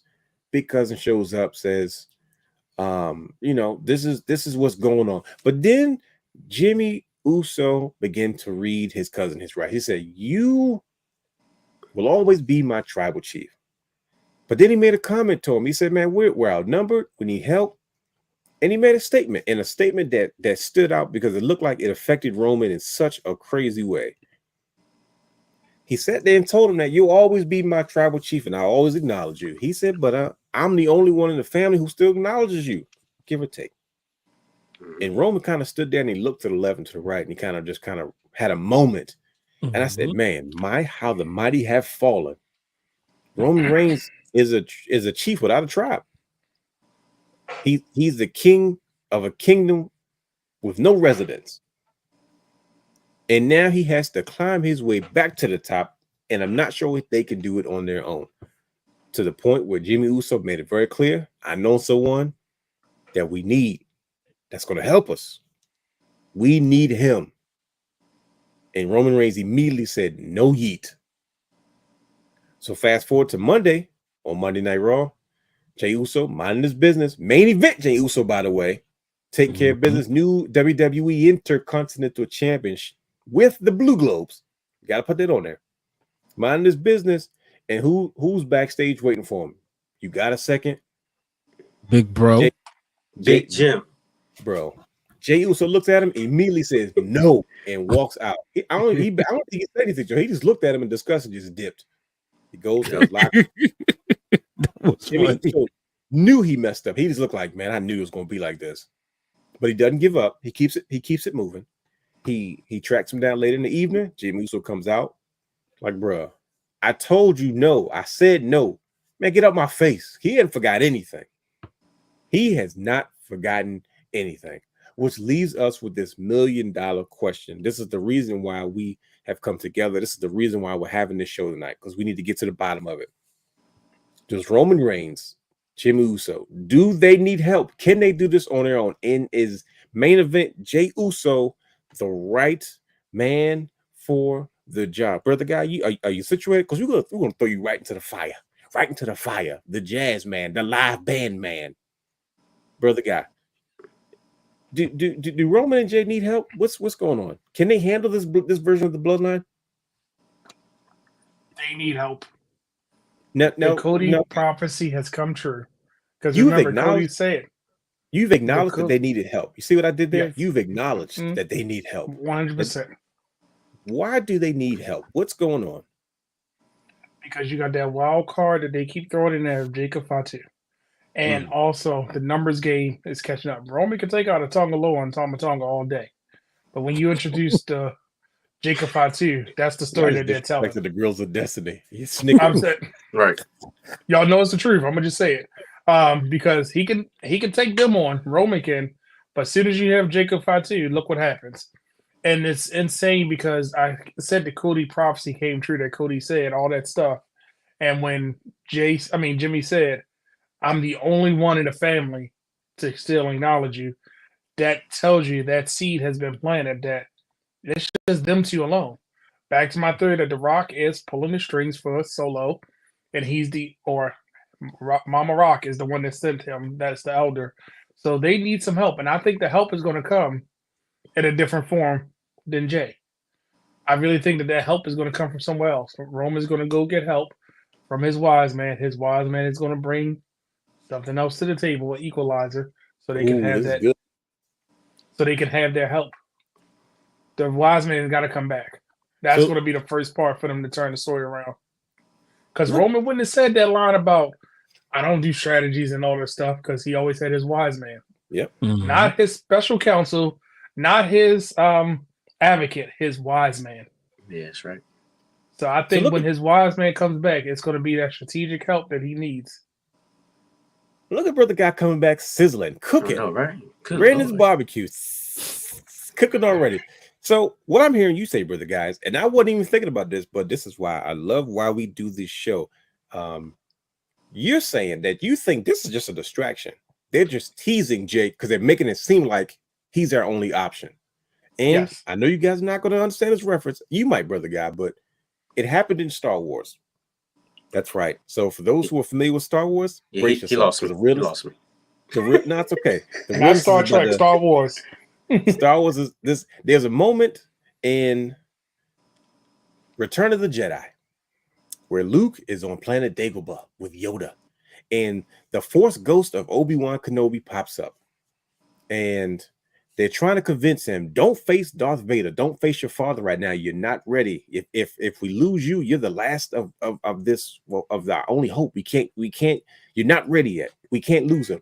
He makes up his mind. He's going to go off and do it anyway. And was that Return of the Jedi or Empire Strikes Back? No, Return of the Jedi. You're talking about when he faced his father and before that, no, it might have been. I don't remember if it was Empire Strikes Back or Return of the Jedi. I'm embarrassed. I don't know this, but I remember. It's okay because they all ran together. Obi-Wan Kenobi says, "If he was our last hope, if we lose him, we're in trouble." And Yoda goes, "No, there is another." And that was kind of a teaser to let you know storyline. Hey, he's been set up to make it seem like he's the only one that can save us. But Yoda mentioned, there is another piece to child. There was another child. He wasn't by himself. He was a twin. He had a twin sister. So now you're saying in a similar fashion that the tease of let's grab main event Jey Uso because he's our only hope. We can't do it without him. But there's a conflict there. Clearly, Jay's not entertaining anything. Jey has got his own success. He's got his own look, his own music, his own colors, his own belt without the family. And I'll say to myself, why in the world would he even go back? I never thought they would even try. So why would y'all even sit there and play with and try to convince people that would happen? But now, brother guy, you've presented something that makes you go, oh, wait a minute now. This might just be one big tease. It's because, yes, the wise man goes way back with their family. He managed the small SWAT team. So it's like it's a reason that this Intercontinental title match is happening on Monday. It's all part of the will he, won't he, does he need him? And I think Monday will be the determination if that happens. And I'm thinking the wise man has to be that person. That's who they need help with. They need a strategist. They need somebody that can pull some straight. He needs the wise man. They don't need Jay. They need a wise man. So you are not my tribal chief. Right. And think about this. So you also got one other thing. Remember, the wise man planted some seeds with some people early on, and we still got to visit some of those things. He did, and we know there's some things cooking. We don't know exactly what's cooking, but we know something is cooking. Brother Hugh, do you agree with the belt guy? He has presented some new evidence for us. He's brought some new facts to the table, some things that I don't know if you've taken consideration, but I sure as heck didn't. Now, do you see it this way? Do you see? I didn't even take the wise man in consideration, but now this is a new wrinkle. Do you feel like Roman and Jey? Hugh, I forgot before you go. Remember, he said we knew about the Tongans. We chose not to bring them. So there was other recruits. That's what I took in that line. They knew about them. He said we chose. They were dangerous. We chose not to bring them. So there was other recruits. Yeah. But sorry, go ahead. Their face paint wearing days. They were violent. Yeah. Brother Hugh, do you see it this way, or what do you think? How do you feel about the situation? Do Roman and Jimmy need help? Is Jey Uso the answer, or is it maybe is it the wise man bringing strategy and wise counsel to the table? Is that what they need in this moment? What's the deal? Well, I feel like, first of all, Jimmy having his brother, actually being a twin, of course he's going to go after his brother first. Forget anybody else. He's going to go after his brother first. But I do agree with Brandon now. Like I didn't even think about that wrinkle, but that makes total sense for real. But what I was thinking is Jay is going to continue to decline Jimmy's offer, and this is probably the obvious outcome. Then what's going to happen is Roman is going to come. It's going to come to a point where Roman is going to have to approach Jay and pretty much apologize and kind of convince him to come back. You think Roman's going to do that? No. No. And the only reason I say no is because I went back and I watched the saga, the whole saga, the playlist and whatnot earlier, and I was like, Jay went through some hell with Roman. Big time. Big time. Like Roman was on some big bully status, but like Bryan said, it turned out for the better though, because he molded Jay. He molded Jay into what he is now, a champion, right? Oh shoot! So it worked. So that's what you're saying. Yeah, that process was needed. So I feel like if Roman approaches him and Jay declines, Roman can say, "Look, I know I put you through hell, but you wouldn't be where you are if it wasn't for me." Because Roman doesn't seem like the type of guy to apologize. Yeah, he doesn't. He doesn't. Right, because he still thinks he's on top. That's clearly judging off the promo. Right. So sorry, look what they're doing to the family. You just gonna let this keep happening? Exactly. Look, exactly. Do you know you're next? They can come after you. So now that's what I think is going to happen. But what I'm gonna do is I'm gonna give you another scenario. Okay. People are already talking about it. People want it.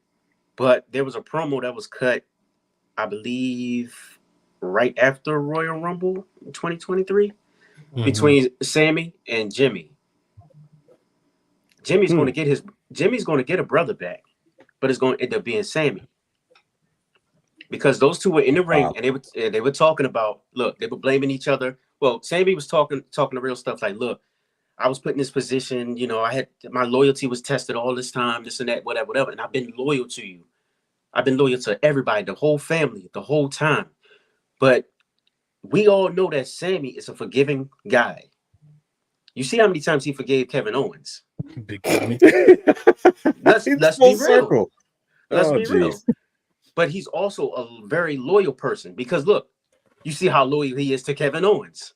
That's the reason. That's the reason he turned on the bloodline. One of the major reasons, right? So why would he help Roman in this situation? That's the part I want to know. Because he was eating steak. Oh my goodness! This man. At the end of the day, like I said, he's a forgiving guy, and if he see that Roman is coming back and he's changing his ways, which he kind of is, Sammy will lighten up. Come on now, kind of. Here's why I asked it, brother. And I want you to. I'm not letting you off the hook on this one. This is gonna be good because brother, he's firing on all cylinders right now. Mm-hmm. You said that Roman Reigns is not. He's delusional. He really still thinks he belongs where he is, but the reality is he's not. So you're telling me how do we factor in the fact that even if Jimmy says, okay, I'm gonna bring back Sammy, Sammy's like, I'll help you out. Okay, cool.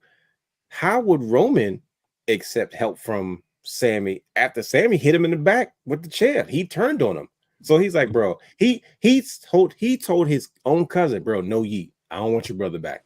And then he knows he needs help and he's turning down help. He's like, no Yeet. So how do you factor Sammy into the situation where sure, Sammy may say, look, you know what, Roman, I know you need help. I'll jump in. But what if Roman goes, nah, I don't need your help? How does that work? Now, in that case, Jimmy is the factor. Because Jimmy is he's the only person, like he said, that still acknowledges Roman. He's going to be the main piece to the whole thing. Sammy is loyal to Jimmy still, and he's still loyal to Roman, believe it or not. I believe. I believe he's still loyal. He still has a little bit of loyalty there for Roman. The only thing that stood in between him and Roman was KO. Like I said, that's his brother. That's literally like his brother. Yeah. True. He wouldn't have turned on. If that was somebody else, he wouldn't have turned on Roman.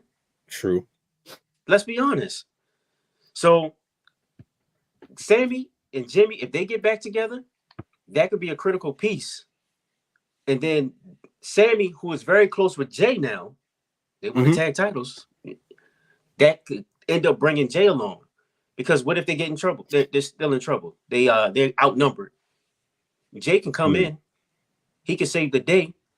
But yeah, they might play it like this. Look, I didn't do it for the bloodline. I did it for Sammy.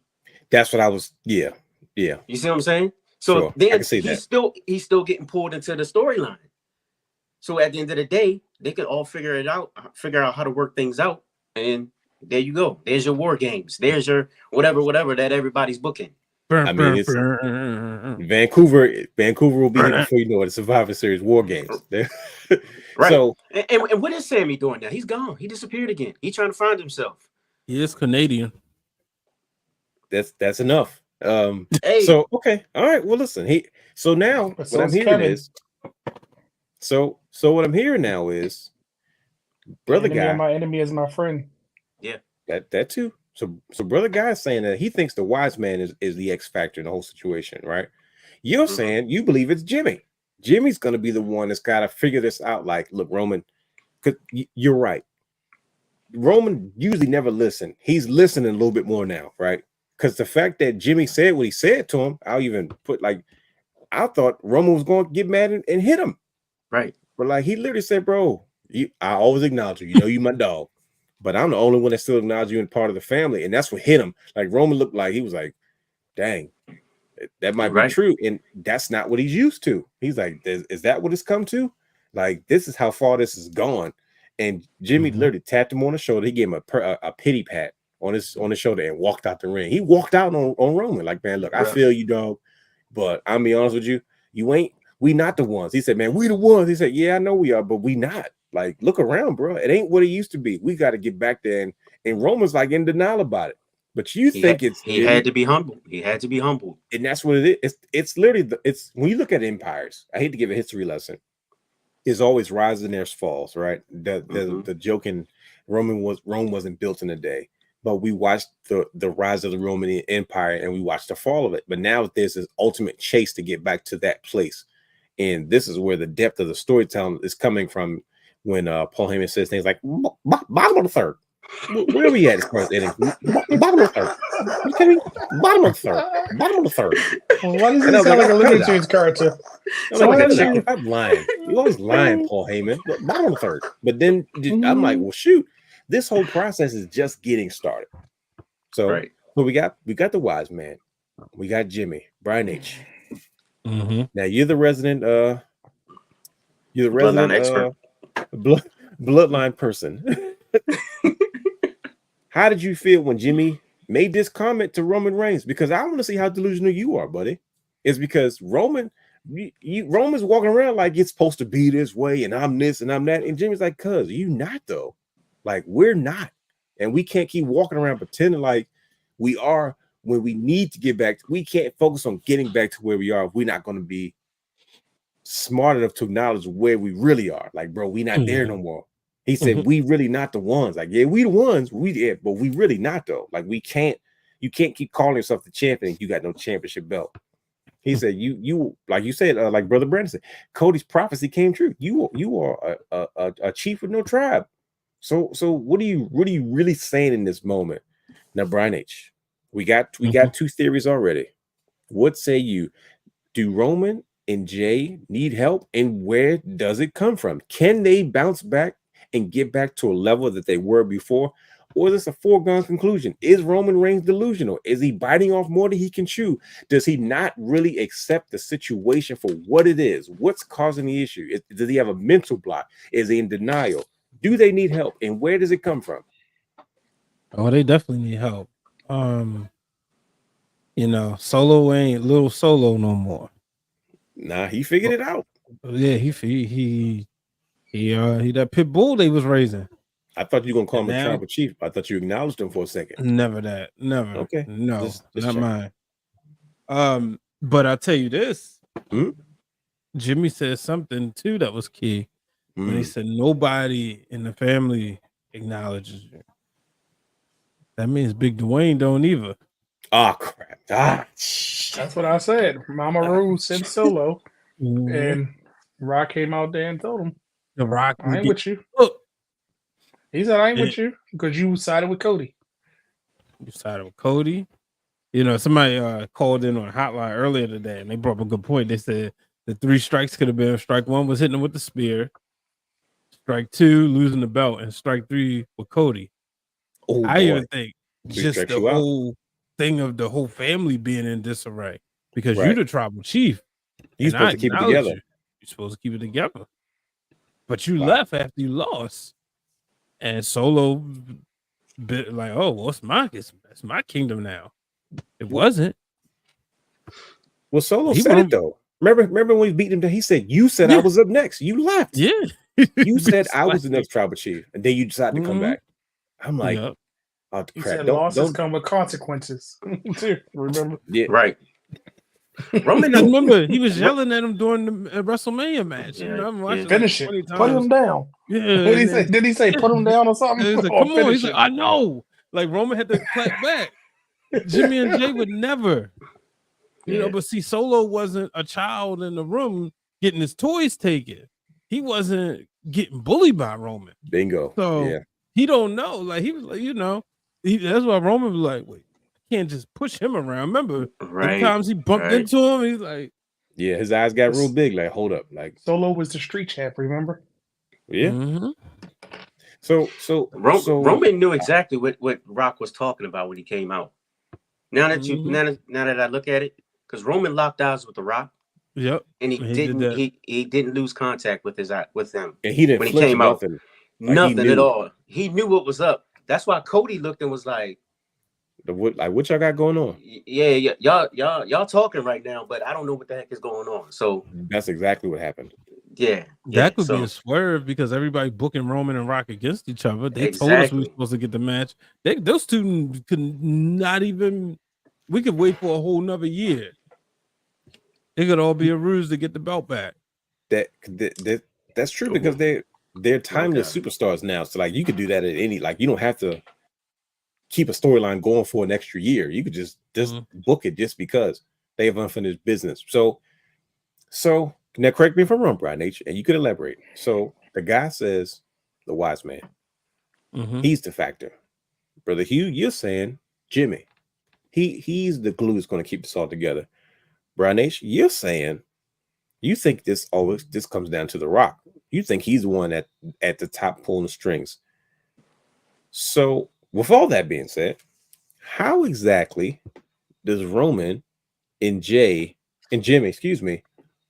even get themselves to a level where they can compete to get back at the top of the mountain again?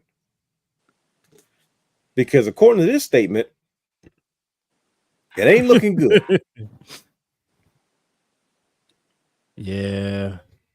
How do we do this? How do we book some help for Jimmy and Roman? Because there's these factors in one story. You got Brother Hugh said Jimmy's got to figure this out. He's got to reach out to people that still show him love because they did a lot of damage, man. Goodness gracious. You see, it caused Kevin Owens to flip out. You would think that Kevin Owens was around Karrion Kross. You know, Karrion Kross, you deal with him and then all of a sudden you turn evil. You start doing unethical things. That's how he felt. TikTok. Here's the thing, right? We took Brandon brought up earlier about the title match. That's where Jimmy got to prove himself to Jey. Every time Jey went for a title, Jimmy got in the way. If he can show that he's not jealous, help him win, or help him from save him getting beat up, that he that's his way of getting back brownie points. What if he costs him again? See, if he costs him again, that's going to see. Then we back at square one. He really ain't gonna mess with him. But what if he help him retain it and say, "See, you need me"? Yeah, that's what I'm gonna say. Yeah, you know what I'm saying. So if he helps him retain it, and he says, "I didn't need your help. I need to do it alone," because he's been doing. So to your point, brother guy, what if Jey gets offended by it? Like, bro, I got this championship without you. I don't need your help for me to get it back. Like, good thing about Jimmy goes, man, look, man, I helped you out. You should be grateful, right? And what if Jey goes, bro, I didn't ask for your help? And see, that's why I'm saying I think that's the road we're going down because the typical thing is Jey cost him the title, he go back. Or Jimmy cost Jey the title, he goes back to the bloodline. In this Triple H era, you can't expect anything because I think that inadvertently of him trying to tell him, I got this, stay out of this, it cost him the title. You get what I'm saying? Like, I didn't mean to cost you your title. And then Jey goes on this, because remember, Jey disappears when he can't figure it out, right? And Roman said, Jimmy, go get your brother. Where is he? He needs to be here. And he came through for his brother. You get what I'm saying? So I think they're going to put that back into play, but it's not going to be Jimmy that brings him back. I think it's going to be the wise man. Because remember, when they said the thing about who gave him the main event, Jey Uso name, who said all this about him, who was supposed to be the next tribal chief, he went out on his own and made his own destiny. That's why I think you need Paul Heyman to come back. Because remember, when he got the United States title, he said, if I do, then this. I think Paul Heyman is going to be the wow factor to get everybody back together, but it doesn't include Jey. I think they leave Jey alone because that's too typical. It's too typical. It's too right there in your face for it. So let's address the elephant in the room. We're bringing back a segment that we haven't done in a long time. Good for business, bad for business. It's a segment where we always talk about, we take a particular moment, a situation, whatever it may be, and we discuss whether this action is good for business, bad for business. Who is it good for? Who is it bad for? Who does it benefit? Who will it be non-beneficial for it? And this particular subject seems to be the perfect opportunity for us to bring back good for business, bad for business this week. So this week's good for business, bad for business is Jey Uso actually helping Roman Reigns and Jimmy. Now, let me raise you one. You talked about the wise man, and you talked about him being the X factor. And I feel like all these roads could lead to the same thing. This is why these theories are messing me up. Is because what Bryan said makes a lot of sense. Because somehow the Rock may be behind all this, and we don't know what his involvement is. And then Brother Hugh turns around and says, yeah, but Jimmy is clearly at the forefront. This is the first time the fact that Roman Reigns said everybody acknowledged Jimmy, and I was like, oh, this is bad. Like, Jimmy came out first. Jimmy cut the promo. Jimmy showed up on Raw. Jimmy was the one that tried to read to he's the one that's getting Roman to listen. Hey, Us, we got to go help him. I'm not helping him. He's like, it's not about Cody. It's about your little brother. Like, it's about Solo. Solo's in there tripping. He claimed to be the trial. It's not about, all right, let's go. You see, he's the one, he's the voice of reason for it. Like, he's listening to Jimmy. Jimmy's almost his new right-hand man. right? Yeah. So that's a factor. And then, like you said, you have the wise man. The wise man has culturally gone back with this family for decades. So, But is there realist, any? before we get to good for business, bad, you missed one part of this. Mhm. Why did Roman come back at SummerSlam? He made his Because claim very Jimmy clear. said why he came back to help Roman because Roman needed help, right? Mhm. Why did he have to come back in that moment to Superman punch Solo, help Cody retain if he wanted to wage his role on his own? It's got to be a reason that spot was picked. That's what I'm saying. It's got to be a reason. That's because he said, I don't do strategic things. I don't do all that. But that's the other factor we got to think about, too. Solo was talking real reckless at that time, too. Yeah. Roman, you think that was it? Yeah, because he definitely called him Solo, out. He was like, look, if you come over here, like, basically, you're going to get dealt with. Then he come out like 2 weeks in a row and say something along those lines. He said, because if Roman comes back, hold his name out, then he going to have to acknowledge me, too. Exactly. Okay. So, yeah, that's why he came out. Plus, it was just extra benefit or extra little extra seasoning that they threw in there when he with Cody being there. You know what I'm saying? So now he can send a message to Cody too. I'm gonna stare you down and I'm gonna let you know. Look, I ain't forget. I'm coming back for that, but I got family business to handle. And I think it shows how Roman views Solo. He's like, yo, he views Solo as an actual threat to Cody Rhodes because he looks at it like. I can't have him win the championship because he already took my Ulufala. He's already claiming to be the tribal chief. If he wins the championship, they're going to stop acknowledging me like legitimately, and he's going to have a claim to it. And that's kind of what Jimmy was saying. Like, bro, the family don't really acknowledge you no more. It's just me now. So it's like, yo, Solo is really, think about it. Trial by combat. Culturally, there's these situations where it's appropriate because that was the original main event. Trial by combat. Let's see who's the best man. It's Rock versus Roman. This is how we settle things in our culture. It's the greatest warrior wins. Right. You were muted. Yeah, he muted. Yeah. Oh, his microphone looked like it came out. Okay, I totally forgot. I forgot he was talking because I kept saying that was the part that was I couldn't figure out. I was like, but why SummerSlam at that moment? If he was going to wage this war. And one man wrecking crew, but then here comes Jacob Fatu. You know what I mean? Like it was already when it was just. I forgot he did say because he did mention if he take it from me, I will acknowledge him. Yeah. Can you guys hear me? No. Yes. Yep. Okay. Yeah. So I think I'm unplugging my mic. So there's these factors where it's like, okay, cool. Roman is making it clear. Hey, listen, Solo's a threat, and if he beats Cody, like I'm really cooked, right? And it's like, okay, there's certain things that you clearly see at Roman is trying to prevent. Like, yo, we can't have this happen. Like it can't be this way. And now I'm like, okay, cool. So it's like you address all these little things that leads up to this moment. So now we say, okay, well, is there something culturally do you think that could be pulled out of the hat where Jey Uso is obligated to help Roman? I don't know. I'm not that well versed in some Samoan culture as far as their families and how they acknowledge each other and things like that. So I don't know, but let's see if we can figure this out. But let's say Jey Uso decides help his brother, help Roman. What reason would it be? Is it good for business, bad for business? Brother Brent, let's start with you. Good for business, bad for business. Jey Uso is the one to help Jimmy and Roman, spearhead this charge of getting back to the top, because there's multiple reasons as to why Jey Uso would not want this to happen. It's because ever since Roman has fallen, Jey has risen, right? Why would he want to help him get back to that space? It has nothing to do with him at this point. He's on another show. He's enjoying success. Why would he want that drama in his life? What if he goes back to Raw and Solo goes, yeah, guess what? Now I got a problem with you, big bro, and I'm bringing the cousins too. The Tongans, they coming for they want smoke too. And Jacob, he was just at Thanksgiving. He wants smoke too. Like, why would he add that to his plate? Of all he got to deal with Braun Breaker, he got to deal with whoever else decides they want that championship. It's not like he don't have stuff to worry about. You still got the Final Testament lingering around. There's a lot going on. You got Xavier Woods tripping out. But is Jey Uso good for business, bad for business? Jey Uso helps Roman and Jimmy. Oh, buddy.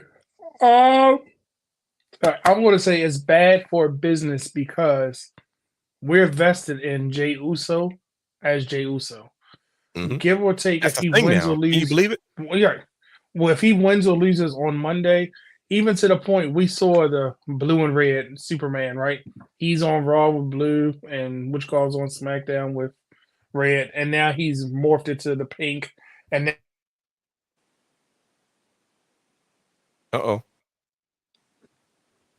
he said he's morphed into the pink. I thought we were gonna get like I thought we were gonna get like a Power Rangers reference. Oh my gosh! What? I said, I was like, hold up. So it was really Mankind versus Val Venus at No Mercy 99. For what though? What was the point of that? Mankind was Val Venus like disrespecting Mankind's book. Oh wow. Okay. That's crazy. That's a reason to fight though. But Brother Guy, you there yet? Brother Guy, he's still having technical difficulties. We'll come back to him. Brother Hugh. Good for business, bad for business. Jey Uso decides to help Roman, decides to help Jimmy to be the X factor. Good for business, bad for business. We'll come back to you in a second, Brother Brandon. Okay, all right. Good for business, bad for business. All right, I would say, oh man, see, I'm gonna go both ways. Pause. Come on, look at it. There it is, right there.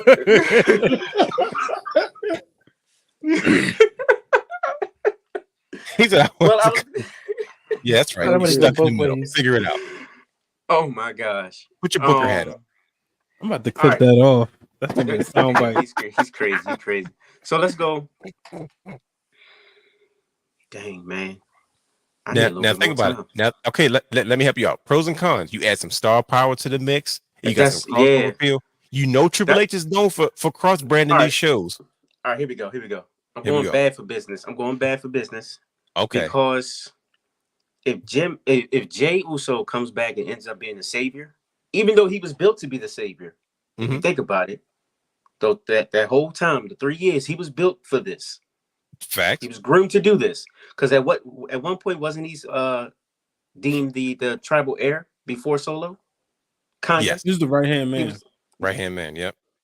So if he ends up being the savior for this whole thing, that outshines Jimmy. You see what I'm saying? Yeah. I believe this time, this is Jimmy's time. This is his spotlight. This is his time to show his character. This is his chance to elevate himself. Him and Solo tore the house down in that main event. I was really impressed. Like, look at these guys standing on their own. They did. But Jimmy needs that extra something to put him up on that same level as a Jey or Roman. I don't think anybody can get to Roman's level. Not even Cody. But like he needs to be on the level Cody had to catch him straight. He had nothing to do with the situation. I'm just telling the truth. I'm just telling the truth. But he needs to get to that Solo, that Jey Uso eras. Level, somewhere in between. So this is how you build Jimmy, and he's going to be the pivotal piece to this whole thing right now. Okay, so I'm sticking with Big Jim. You're sticking with Big Jim. So you're saying it's bad for business. The Jey Uso is not the answer. No. Okay, but Brother Brandon, you want to go ahead and finish your point that you were making? You said morph into pink and blue, and I was like, wait a minute, I thought we was about to get a Power Ranger reference, and then I definitely thought that too. As they try to separate Jimmy and Jey, you see Jey become more of his own individual star, and almost transition to that point where Seth Rollins was on Raw. Remember, at one point before we got the World Heavyweight Champion, Seth Rollins was on Raw. It's becoming that way with Jey. So you mean to tell me you're going to take your bona fide superstar that you have built and insert him back into another story, because then that's going to leave a void on Raw. Right, it makes sense. And think about this: you can keep that teasing, because all you're going to do is get more people to jump between these shows while they're on USA Network, or will they, won't they? Meanwhile, he still can hold it down on Raw. And now, to Hugh's point, if Jimmy says, "All right, that's a lost cause," and the wise man come back, "Hey, let me help you. This is what we need to do," and there's something else going on. Then it can be a reuniting at any time later. But if Jay comes in, if I gotta come save the bloodline, I might as well be the tribal chief. If I gotta be the one that turn into our favor, because no, I'm not long. I'm no longer the right hand man. It's just me, Oos. You know what I mean? It's just me. I'm going to take over. I gotta be. I was running it on Raw. I was the main event on these shows. I was the one that was sought out because we know Gunther is kind of busy with the world title, but who's the one that you want to see on Raw? Yes, you'll want to see him on SmackDown People's too. champion. But yeah, he's literally who you're going for. So even if he loses on Monday, he's still going to be important. If he wins, it's still going to be important because you're going to be like, okay, Braun Breaker ain't going to stop. But it's other contenders that we keep rotating for Jay to keep him busy. I just hope that it stays bad for business in that aspect, that he doesn't get mixed up in that right now anyway. Oh boy. Like I said, another interesting point. Here we go. Brian H. I wish we just had like special like music for you every time you have to have a difficult conversation about the bloodline. Because it's fun. You had a good reign. And now you're caught up in the conflict as well. So good for business, bad for business. Tell the world. Is Jey Uso the answer to help Roman and Jimmy in their battle against, I guess the new bloodline? I don't know. I don't know what you call this group, but they call themselves the bloodline. So it's clearly a bloodline civil war. So Brother Hugh said bad for business. He's not the answer. It's got to be about Jimmy. If Jay comes in as the hero, then it takes away from Jimmy coming back and having his moment. Brother Brandon said it's bad for business. He doesn't think that Jey Uso's the answer either. There's got to be somebody else to add these things, especially with his own popularity. Why take away something that's working just to add him to be something that has its own space and then sticking it to another space to be a peg in the wheel? He says it's bad for business. What say you, good brother? Good for business, bad for business. Jey Uso is the help that Roman and Jimmy need to take out the bloodline. No, it's good for business. Because you've already created the superstar who's out here doing his thing, and then you put him and Jimmy, him coming back because it's family business. It's a bloodline, and family business got to get situated. He ain't gonna park there. He gonna go back and do his thing. Will he lose the title in probably getting caught up in this? Probably so, but it's not gonna hurt him. You think he's gonna lose the title over this? Oh, that would be so much drama. Yeah, I think so. I think him and Braun, I don't see them having like another Gunther reign. I think it'd be some trades. I think Damian Priest will get in there, get in the mix too. He's never been an Intercontinental champion. But I think Jay goes back, handles family business, and the thing is going to be when we finally see Roman go yeet. Wow. And it won't be a disrespectful thing. It would be Roman acknowledging Jay. He's already acknowledged Jimmy is Big Jim. Now he's gonna acknowledge the main event Jey Uso. So, and I think they'll show that together they'll be more of a dominant force, the three of them, than they was even when they was all champions, but even when they were like baby faces and they were going, back with like 2014 or 2015 when it was like, finally we're gonna let y'all know they cousins. Like we didn't know that already. Right. I think this will work, and I think this, once this will help us get through this whole Civil War thing, and then Jay will go back and do his own thing. Okay, so you're looking at more of almost like a one-off. Like, hey, look, I can step in, I can take care of business, but trust me, this isn't anything temporary. But you're even going a step further and saying that this might even cost him the title, because I can easily see him saying, "Look, man, don't look for no favors." Because think about if Cody and Roman can do it, and these guys are like connected mortal enemies, family can put it together just to take care of family business, like you said, it's a bloodline, and then Jay goes, "Look, man, I did my part. We not get back together. I did what needed to do for family. I'm going back to Raw." And then I can see Jey Uso in a situation with Braun Breaker, and all of a sudden soloing him like, "Oh, you thought I wasn't gonna get my hit back?" And costing him the title. And he's like, dang, if I would have left this alone, I wouldn't have had to deal with this. You know what I mean? My own family again, the same people I was going, you know what I mean? And it's like, okay, well, this is a very real possibility. Boy, I'm conflicted. I don't know what to say. Oh no, you just threw a wrinkle, because what if Solo comes to Raw to cause Jey because he says you think you try to stay away from this? That's what I was getting at. Like, he tells him stay away from this. Brian, you don't need to be part of this. I'm gonna go and take care of this, and then I'm gonna go back. But they like, oh, you thought you was done? Nah, you not done now. Like you can act like you finished, but you're not. You know what I mean? And then, like I said, cost him the title, because then now Jay's gonna be like, dang it, once again. You know what I'm saying? Before this, that's what brings Jey back. Solo causes him the title. On this Monday, Solo comes in, some more spike him like he always do in the black hoodie, costs him the title because he said, I told you stay out of this, stay away. And then that's what brings Jay's back to the tag. Yeah, that's a Triple H wrinkle. That's a Triple H wrinkle right there. Jey hasn't gotten involved yet though. Like, but that's Solo's way of telling him stay out of it. Nah, I don't think Solo's looking for smoke for Jey. Not on Raw. It's like I understand where you're coming from. That does make sense, but I don't think it's gonna happen.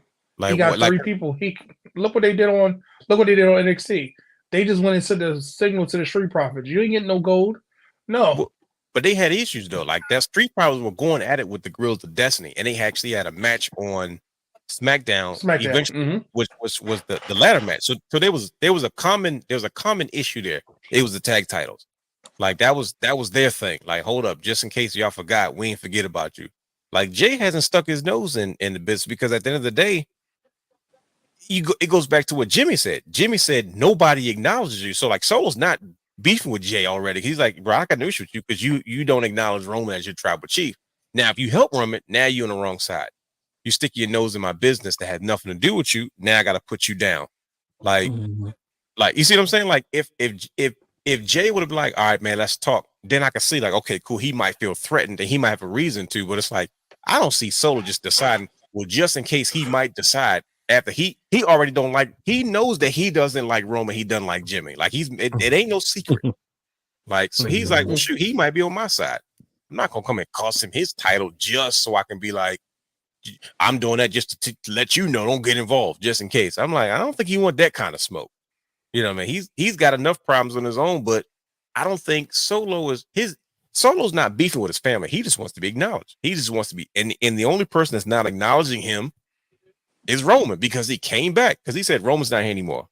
I'm calling the shots. And if Roman came back, he gave Roman a chance to acknowledge him. He said, Roman's going to come back. He's going to acknowledge me as the tribal chief. And I'm like, well, who the heck does Solo think he is? Only to find out, well, dang it, Solo's right. He made it very clear. Something happens to me, you up next. Right-hand man is gone. It's you. You're up next. So then, like, Solo's like, right, Roman left. I'm up next. And then he comes back, and now he's got a problem, because now, probably traditionally, he's not going with it. He's like, bro, I'm not giving this up. Like, you gonna have to figure it out. He's gonna, and if he does come back, he's gonna have to acknowledge me. And that's just what it is. And he went and got his own set of goons. He got his own. He got Tongan cousins, and like, okay, this is not going to end well. So I'm almost sure that I want to say that, man, I think this is also bad for business. I don't know. Oh, this has got to be the first time we had on the show 4 straight bad for business. No, you didn't. No. Good for business. Good for business. Well, I'm sorry. I take it back. Brian, they saved us. So it's three bad for business. Brian is good for business. And you now, why did you say once? I gotta get this again from my age. You said it was good for business. Good for because they're gonna be more powerful. Yeah, who's they're going to be more powerful? We need to eat more steak. You know, we need to get back to eating steak. Because I don't think. So you think Jey Uso going to fall back in line with Roman and his brother while he's got his own singles career? It's one of those things. I'm gonna help you here, but we're gonna do things my way. I ain't little cousin no more. I done went out and won the family title, which you can find on Championship Culture. I done won the title. That's the family lineage. You can't talk to me any kind of way. It's gonna be one of those type of deals. And you think your tribal chief is going to go for that? Nah, because he needs help. Right. It's gonna take him a while. He gonna catch a couple more strays. Hear me out. So he gets help. They take out Lil Bro and the cousins. They're gone now for now, right? He gets help. You think Roman's gonna be like, okay, since you helped me out, I'm gonna still be a nice guy. He gonna be like, all right, cool, they're gone now. I'm the tribal chief again. But you think he's like, nah, we all can get along now. We're gonna be a good group, a good family bloodline now. They was a good family bloodline till they let the man in. If you really go, it worked though. They was once they got them tag titles, because Roman had to get them to understand, stop goofing around and go get those tag titles. But they acknowledged him. They didn't ask for no rights. Think about it. How do we get in the first place? Bloodline, man. Think about it. What did he do to Jey? He jumped him in like it was a gang. He beat him into submission. Right. He bullied both of them into it. Yeah. And Jey, but see, we can't say he bullied them because traditionally he used his family heritage. Like, no, yes. This is traditionally what we do. I did it for you. I did it for you, Jey. Like, this is what, like you said it. This is what you needed. And then Jimmy was like, look, man, hey man, we grown now. We ain't kids no more, bro. We don't got to deal with that. And then what did he do? He gets involved. He dang near breaks his arm. Like, Jey, make the right decision. And he told him, all right, stop. It's like he beat them into submission to be like, but eventually they bought in. They said, you know what? You're right. This is best for business. He said, I did it for you, Jey. I did it for you, Jimmy. Like, you guys haven't been champions for a while. I got you to this point. So I guess my biggest concern is, Brian H., is I don't trust your boy. I don't trust Roman Reigns. I don't trust that he's going to be a nice old tribal chief now once they win. I think he's going to expect them to fall in line. And like you said, Jay's like, hey, man, listen, ain't no fall in line, bro. You needed me. I don't know, though, because he did come out. He came out, and the first thing he did was acknowledge Big Jim. Exactly. Ah, crap. This is see? If he didn't do that, fine. Yeah. Now he didn't, when Jim did this, he ain't give him the microphone. He looked there like he gave him a five. He's like this, like, don't get carried away now. Don't get carried away. Yeah. Get your own mic. Right. Like he's slightly turning, but he's still the same. He's like this. He's like, Jimmy, you lucky I let you get a mic in the first place. Don't ask for mine. Go get your own. Because I'm let you have that. The beginning. This ain't. If everybody think it's just Solo and the Tongans, no. Wait a minute now. So where you going with this? Where you going with this? Yeah. So you're saying this is just the beginning. This is still bottom of the third. But what is it the way? Still don't trust the bottom of the third. Bottom of the third. Go ahead, Brian. Because this is I don't trust The Rock. I think mentally we're assuming that at some point this is going to end right now. But then you have a point though, Brian H. You're like, oh, this is just getting started because I forgot. I'm like, crap. Now it's going to be like the OG bloodline versus The Rock and these new guys. Does this lead to WrestleMania, Brian H? Because The Rock's like, oh, I'm not going to be there now. You lied because last time you said that and you planned on being there. That's that idiot Meltzer. Because The Rock said, he commented to somebody, he's like, don't believe none of the BS reports. Okay, so he debunked it. So he never said he wasn't going to be at Mania. Nah. Which makes no sense anyway. He's a member of the board. Yeah, that's why I said that makes no sense. Like, you ain't that busy. Right. So go ahead, Brian. I want to hear this. Come on, keep going. Because now you intrigue my interest. Like, wait a minute now. Yeah, because you're saying, like, bro, this is just the beginning. Yeah, it's just the beginning. See, because, like, Roman gonna try to get his belt back and something gonna get in the way because Roman gonna have to have a chase.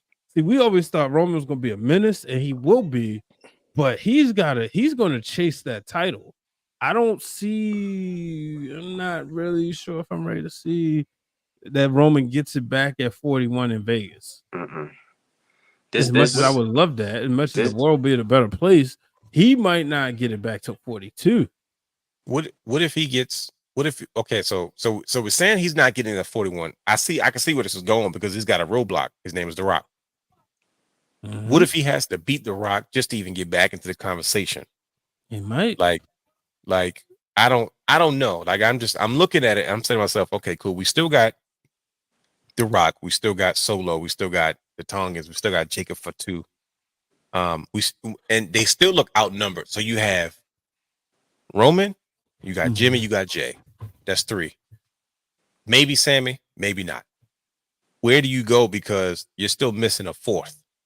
Like what do you do? Do you bring in Lil Cuz? Tyler? Do you bring in another Cuz? Did you say Raheem? Cody Raheem? He gonna come out with war paint on his face. Right. See, he's probably gonna be occupied. This is difficult. I'm gonna go to war. I'm gonna go to war with you guys. You know that. Heck no, because he knows Roman is still after his title. He knows him and The Rock still got business. Right. So like, triple threat match: The Rock versus Cody versus with blood. Like, first of all, Cody Rhodes is gonna be the one in like enemy territory in true Dusty Rhodes fashion. Can you imagine The Rock on one side with one side of the bloodline, Roman on one side with his own version of the bloodline, and Cody in the middle, like, God dang it, this ain't looking good for you, boy. He don't got Kevin Owens and RKO no more. I don't know what happened with DIY. They probably trying to get their belts back. WWE's trying to rebuild tag teams all of a sudden. They tweeting out earlier, what's your favorite tag team? I'm like, hey, y'all go. You saw your boys back. What if some War Raiders? What if some way Solo ends up being in the mix too? He doesn't want to back down. Like, say The Rock is supposedly calling the shots, right? But then he doesn't want to back down because, like you said earlier, he was deemed the tribal chief. He was the tribal heir, right? Yeah. So he's taken over. Since nobody acknowledging Roman anymore. Exactly. He wants his respect. Right? Bless you, by the way. He wants his respect. So everybody's talking about Roman, everybody's talking about Rock and Cody, and Solo's being pushed to the side. So what if somehow, some way they incorporate Solo into this too? Oh shoot. A 4-way? I don't know if it's gonna be a 4-way, but somehow, you know what I'm saying? Like, because I feel like it's kind of weird that he's just gonna be pushed to the side. You see what I'm saying? After he put in all this work to keep the storyline going. Bingo. Now he just gets pushed to the side. At this point. Right. Like, what? Yeah. Nah. He's Cody Rhodes at WrestleMania. Going to WrestleMania 40. Then pushed to the back. Who main events WrestleMania 41? WrestleMania, we're 41 is where we at right now, right? 41. Who the heck? Who main events WrestleMania 41? So I'm gonna give you a little insert person. I'm gonna tell you, we gotta wait till War Games because I know I missed what did you watch, but I went back and watched Survivor Series from last year. Yeah. Triple H gave us all the hints of what was going to happen at Mania in that match. Oh, for real. If you go back and look at it, I was like, wow. It's so many little subtleties, so many hints, so many things that was happening. I was like, this was the Mania matchup, so we didn't even realize it because the way that Drew and Damian were staring down each other with a hatred, he got them back because they couldn't stand each other with the Judgment Day, but Rhea made them work together as a team. And look what he did. You got the belt, I'll take it from you. They said, and here's the thing that we forgot. Jey Uso was the cause of a lot of heartache on Raw that he done healed down. You think he gonna go back and be looked at that guy that's helping the guy that ruined a lot of people's chances? He did a lot of work to get it off of him. Yeah, that's also a thing. Blood thicker than water. But still, money been running without that blood. Well, Cody Rhodes did it. Cody Rhodes and Roman battled 2 years in a row, and they teamed up, and they looked good together. Like, I thought they were someone they were going to turn each other. They were a well-oiled machine. He been dying to get in. This would Big Keish come in and convince Jay. He gonna be the one. Right, but your brother. Why would Rikishi take a side of one set of sons versus the youngest? Because he knows what the youngest son is doing is wrong. But the thing about it, though, Brother Hugh, I mean, is technically not wrong, but it's think wrong. About it. The way he's Brother going Hugh, about it is the wrong way. Yes. But can you imagine you having a son, and yes, your little cousin is grown now, and he's a tribal chief, but then your son has a chance to be the tribal chief. See, that's why as soon as I said it, brother, you started laughing like, dang, yeah, right. Now your youngest son out of all the sons you got 5, and the baby decides, Dad, we gonna make our family the center of this fact, because that's what happens sometimes traditionally in these cultures. It's sometimes the internal thing, and once whatever they decide is the king or the chief of that, you kind of become the celebrity. You're the father of the tribal chief. You get a certain position too. Why would he say, "Oh, let's take it off Roman"? Now, from a wrestling perspective, he could say, "Well, shoot, Roman's the big draw. He's making money." But why wouldn't he say, "No, my son's there now. One of my sons gets a chance to be the tribal chief." That means the Fatu legacy takes another step up in the Anoa'i wrestling dynasty. That's true. So it's like, you feel me? Like, so why would he take Roman's side? No, why would he tell Jimmy and Jey to keep helping Roman? And because at one point Roman was the only option. It was them versus the world. And this is a civil war. I can't. This is too much. We tried. Yeah, my head hurts. To be continued.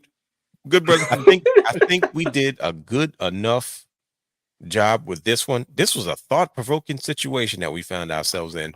But the plot thickens, it continues. We will definitely revisit this. There's so much to get into.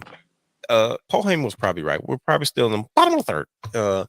But as we move forward, that's the Orioles bats when they work. Right. Yeah, clearly regular season. Right. We're 2 years in a row bites. We're getting closer to another chapter of this story, and it's been fun. I'm enjoying it.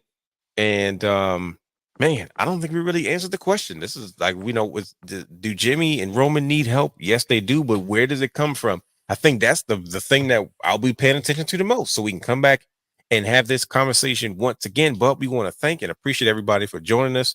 We appreciate all your comments and your ideas and all your theories about what's going to happen next. Only time will tell.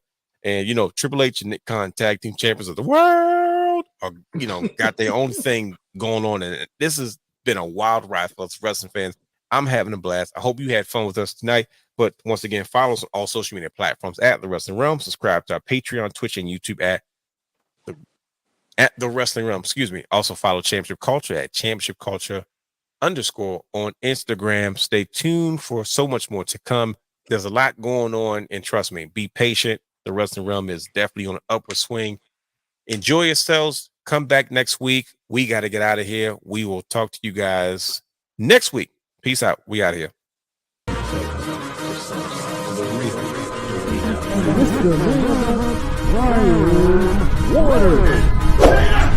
Houston, we have a problem.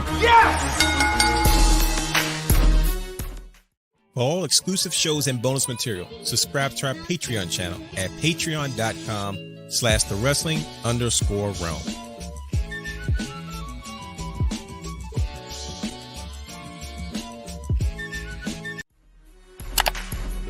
You can watch all of our Wrestling Realm content anytime on youtube.com/thewrestling realm.